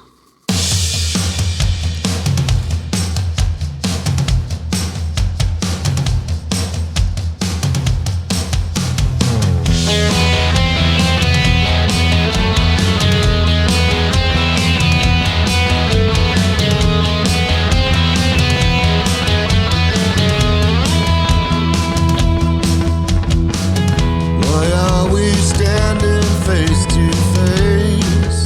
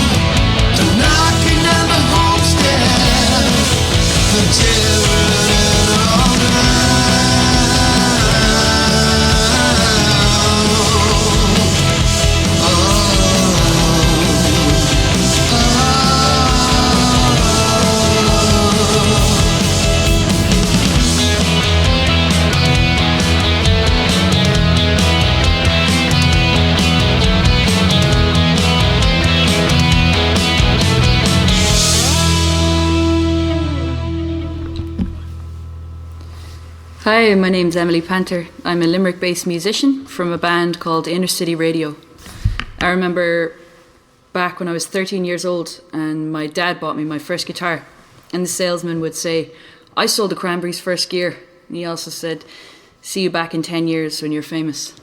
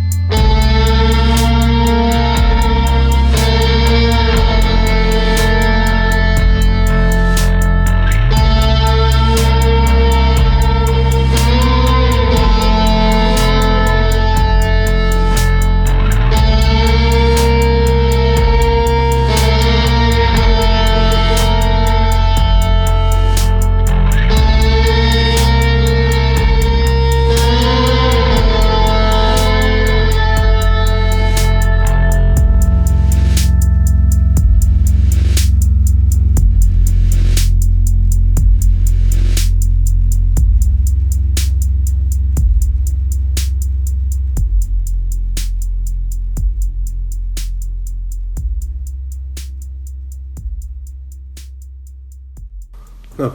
Oh, we're off and running. Okay, John O'Shea, a good neighbour of ours from Little Catherine Street. How are you? We're fine, mate. Welcome to Coffee with a Sign Painter. Thank you. So, we go back a bit, John. Yeah. Well, I kind of started driving bands around when Zerrick recording the studio, because none of the bands had transport back in those days, and we used to drive up the downstairs, the Hitchers, Tuesday Blue, they do it with Mirrors, the Cranberries, what else was up there? Two Can Dance, the O'Malley's, who else was it? Can't think of the rest of them. The Groove. And we drove them all to different gigs all around the country, so many a night we were out all night before we finally got home. But yeah. But did you play music yourself? No. I just drive them to the gigs, and some of the gigs I go in and see, and other ones I go back to the pictures. Come back after the pictures and see a bit of the gig and drive them home or whatever, because you'd be seeing them every night. Some of them you'd have enough of to be too. Sure. You know what next song is coming. Yeah. So. And was the van was this something that you'd used for work during the week, or was it? No, I just had it. I just had a van, and I was driving around in the van, and I did any van reform. I did them all. Made big bands broke down or anything. I was driving them as well. They all knew that I'd stay out all night and drive them home. So.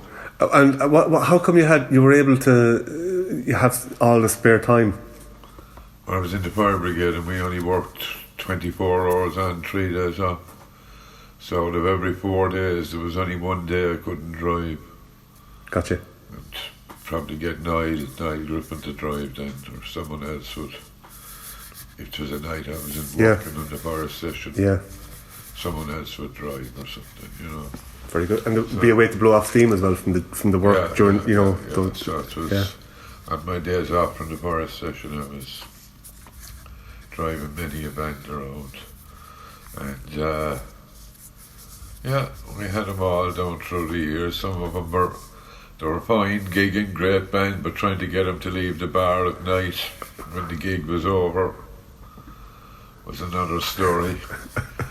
I remember one night in Dublin, it was the White Horse pub there just near O'Connell Bridge, and the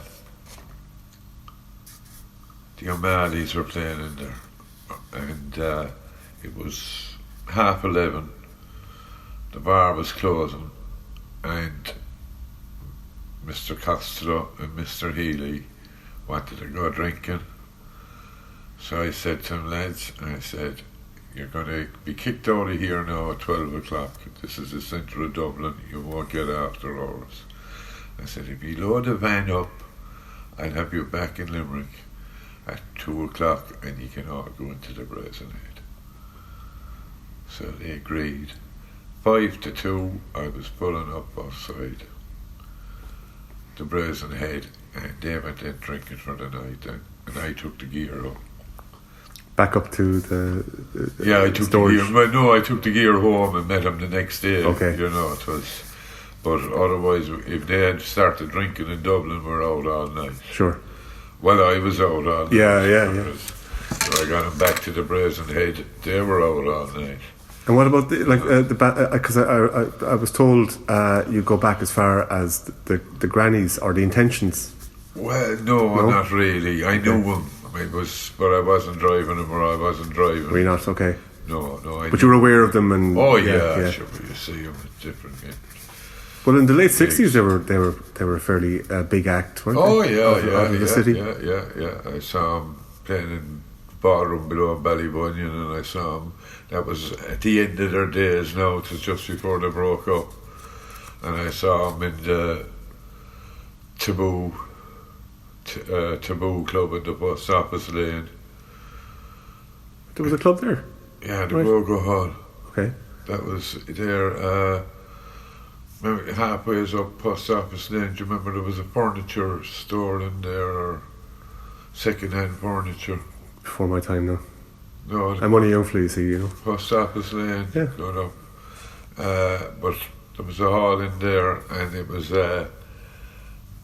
First it started as the Go-Go Hall, and then first it was the Taboo, and then it became the Go-Go Hall. And then you had the Cavern, which was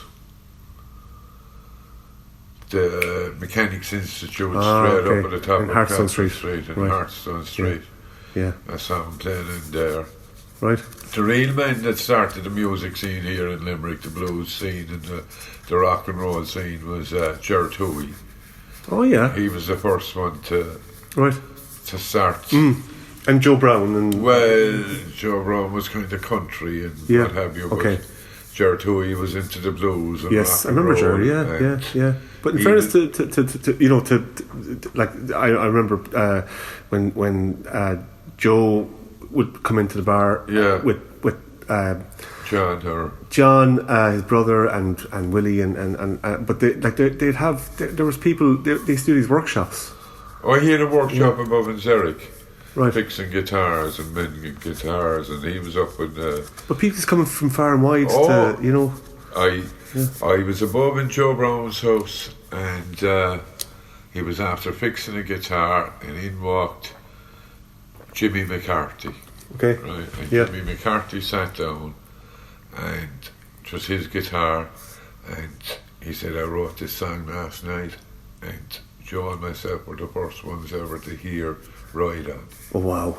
Right, he sang it above on Hyde Road in Prospect. He'd written it the night before.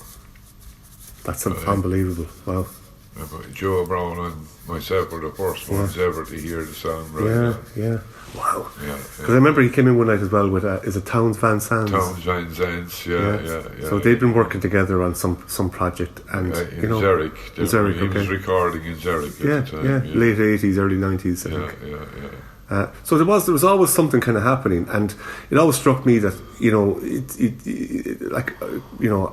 around the country you didn't hear as much going on in other places. There seems to be a lot happening here with you know, bands. There was a good music scene and a good rock band scene, but it was hard to break. Dublin had everything wrapped up. You were out on your own down here in Limerick, and sure, you know, to break into the Dublin scene was very hard because you had the likes of Philip King and Lawler, the main guys above in Dublin, and they had everything wrapped up. You know, just you kind of had to make your own scene down here. And you make your own luck with it as well. And go through Cork, and you know, Dublin was the last venue you got to.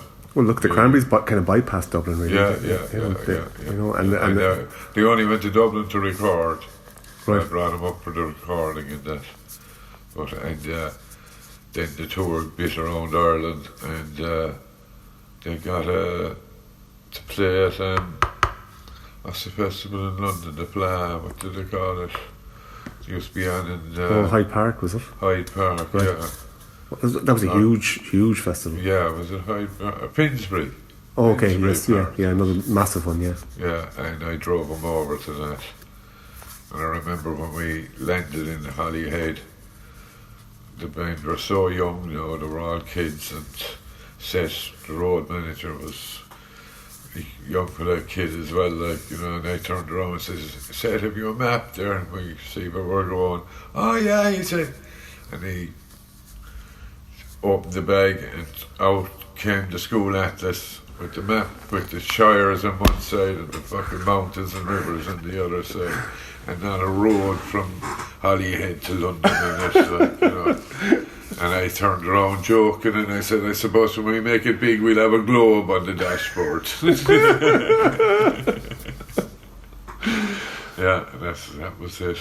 Well, I was talking to Fergal about those days recently, and he told me a story that he collected them from a gig one night, wherever it was, up the country somewhere, and they got into the van, and there was this kind of movement under these blankets and sheets, and they thought it was like a snake or something.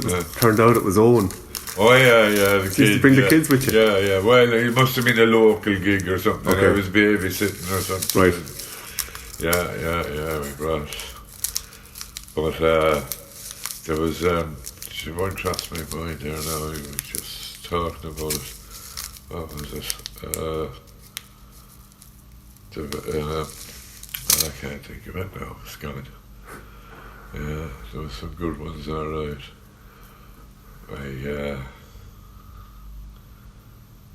can't think of it. Not to worry. Got it out of my head. Well, you know, I met you again recently then through Carl Kleiser around the corner, who has, I think, one of the most unique shops in Limerick. Yeah, really. Yeah. You know, it's sort of it's stuck in its own time zone, really.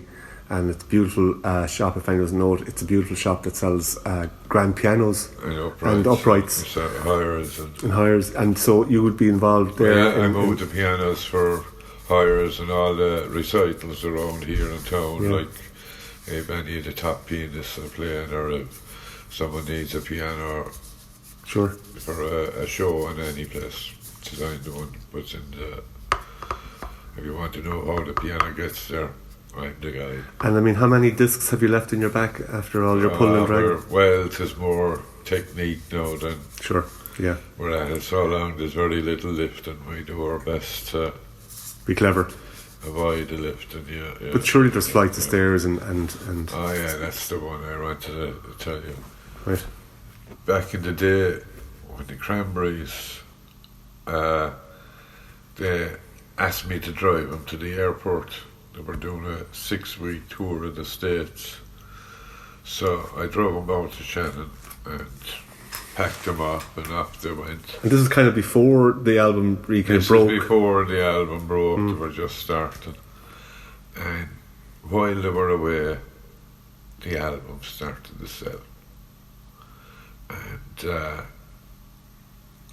there was no mobile phones, there was no...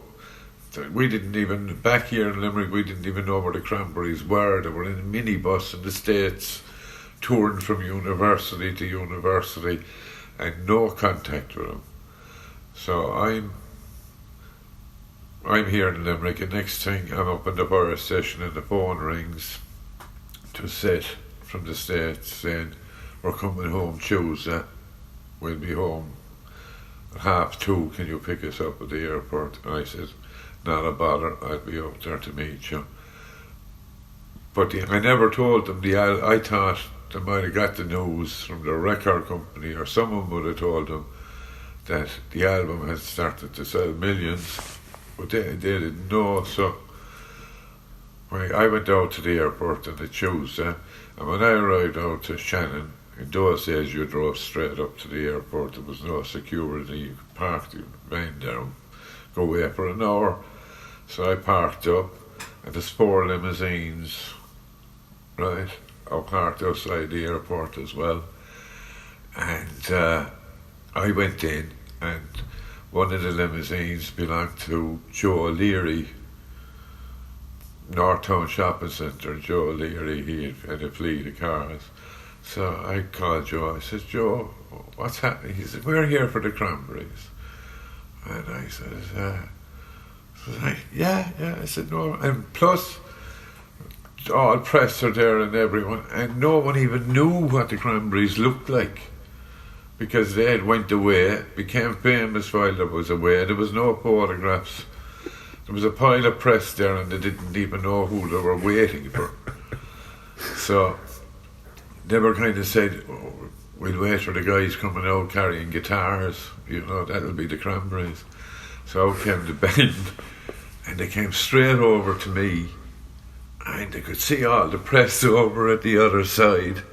And then when they came over to me, Joe Leary knew that's them there, they're after going over to John. So I said, the lad said, well, what's happening here? I said, that's for ye lads, you're rock stars. And next thing they were whipped away, and all Seth and Decky and myself were there with trolley loads of guitars and what have you. And your school atlas. And the school atlas, and the boys were rock stars, and that's how they became rock stars in a flash. Lovely. Right? They didn't even know.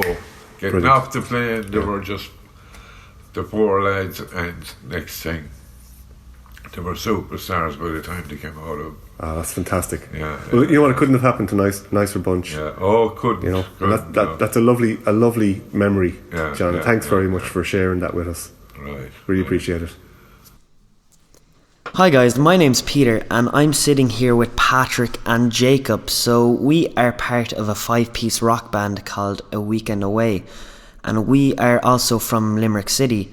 So we're going to be talking a little bit about Dolores O'Riordan as well as the Cranberries, and we're going to mention the influences they've had on ourselves as well as the Limerick music scene.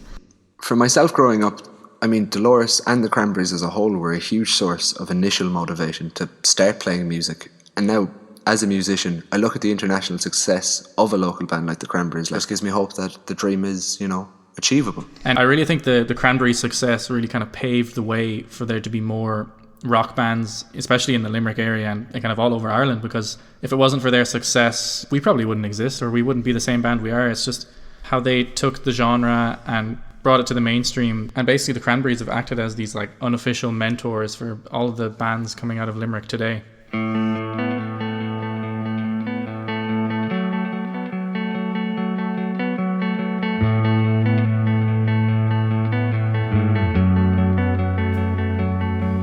Go grab the phone and pretend like someone's home. Nothing comes through, nothing comes to you. When you're on your own, you got nothing to prove. Is when I get through to you, stay.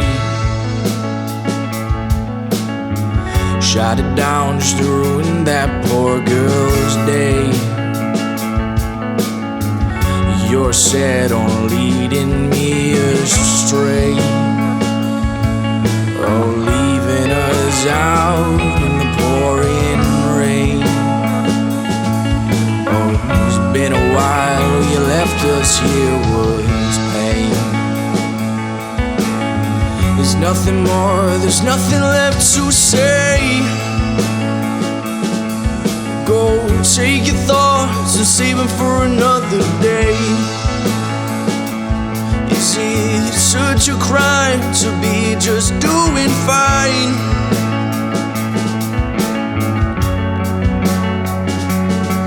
Go grab the phone and act like someone's home. You can't help but hear that one last song. You drive for miles on a burnt down road, arrive at the point where the land is cold. Make it a night when you're doing just fine. Sedate yourself to the things on your mind. Just do it what you were told when you were a child. Easy way to make you feel alright. I need you to be yourself tonight.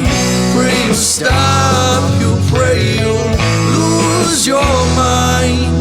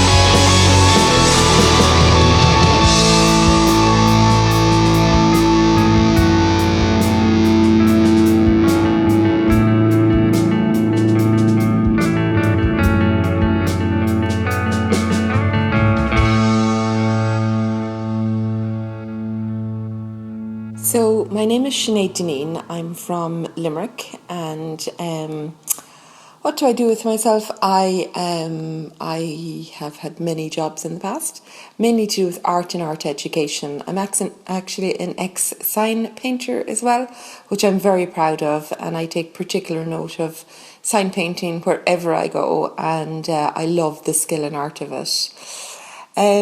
My story, I suppose, is that I'm first and foremost an art and art educator.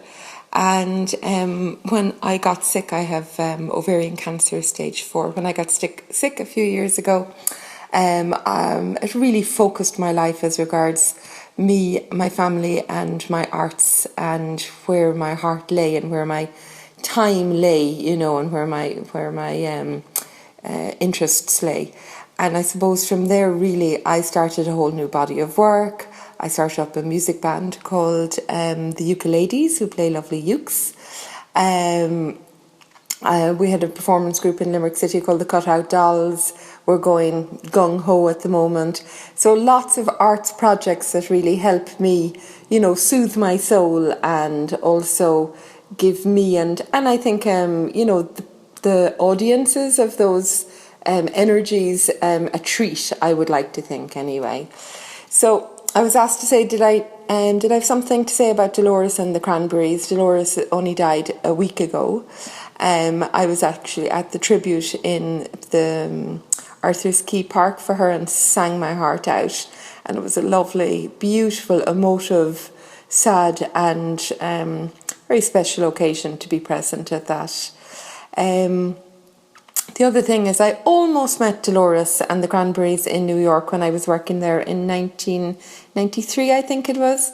And a fellow friend of Dolores was supposed to meet her, and we were all friends, and we were supposed to meet her performing and the Cranberries in Sinead Pub, I think it was, in New York. And it was before mobile phones, and it was before internet and all that, when we were looking at a big subway map. We'd like $2 to her name, and couldn't find the place, couldn't find the venue.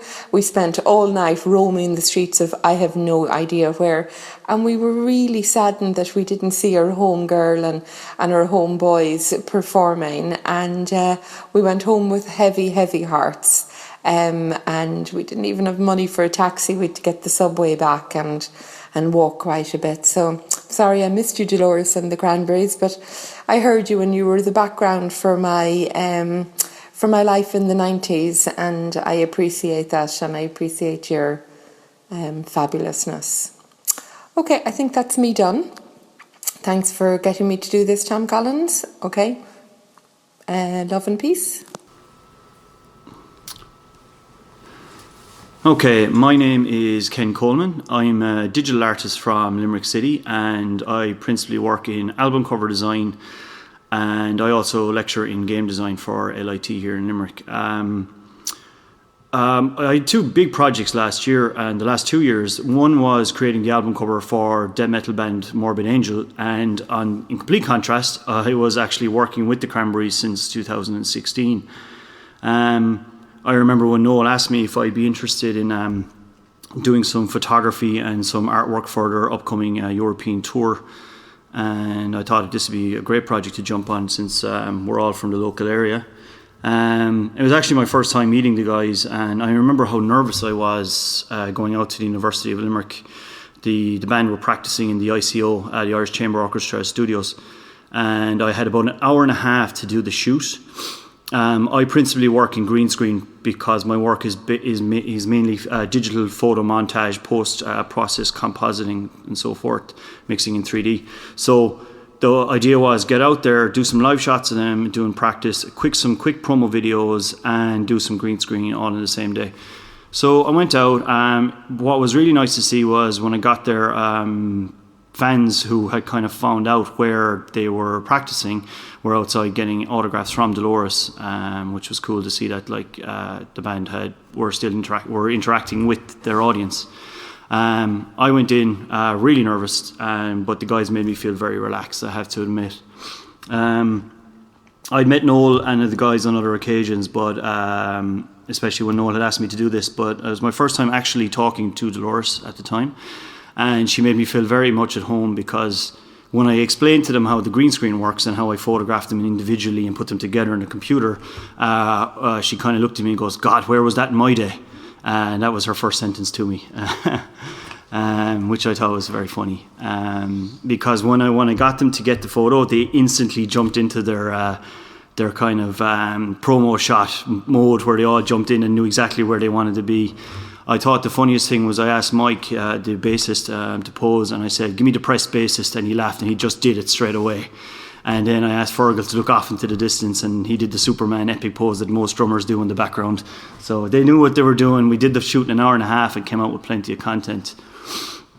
So that's my experience of being lucky to work with the band. I have to admit, in the 90s, I grew up with death metal, so when everybody was like, "Oh, the Cranberries are big," in the 90s, I was listening to Cradle of Filth, and I was listening to Norwegian black metal. So the music wasn't really my cup of tea. This was when everyone had Rachel haircuts and were listening to Zombie. But I did find it interesting. I went to Sweden, to Stockholm, on my Erasmus for art college, and while I was over there, nobody had heard of Limerick at the time. Only people who like the Cranberries had heard of Limerick. When you say you're from Ireland, people mostly from different countries think of Dublin. And I remember being in a bar, And a girl asked, "Oh, you're Irish, where are you from?" I said, "Limerick," and she instantly hugged me, and she just goes, "I love the Cranberries." She adored them, so she'd never met anyone from Limerick, so she was very excited. So I found that quite an interesting, kind of an interesting experience to all of a sudden Limerick is famous, for these reasons. So yeah, that's my non-fan experience. But I have to say I am very, very proud and very lucky to have worked with the guys.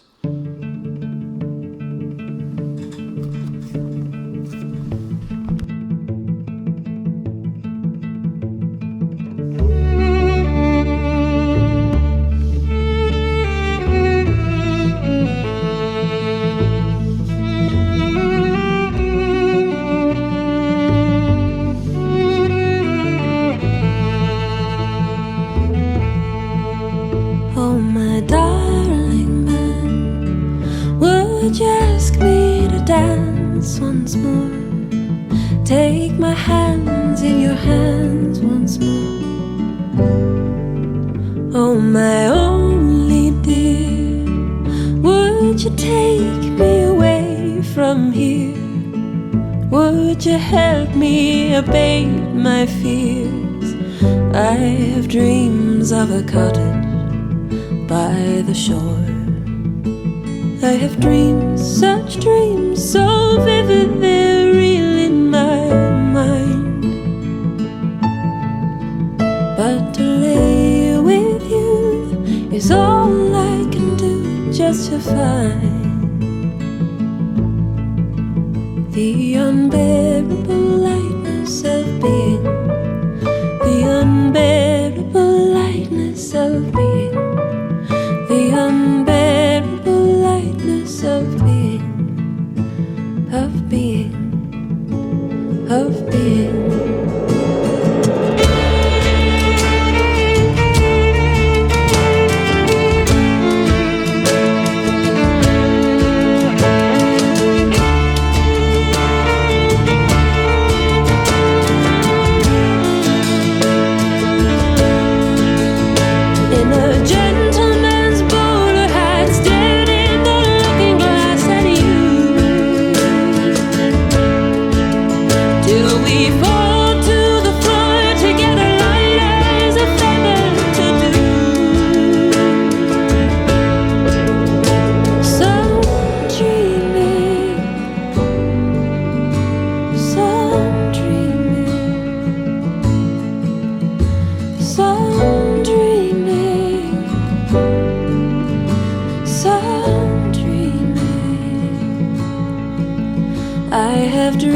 Such dreams, so vivid they're real in my mind. But to lay by you is all I can do just to find the unbearable lightness of being, the unbearable lightness of being, the unbearable lightness of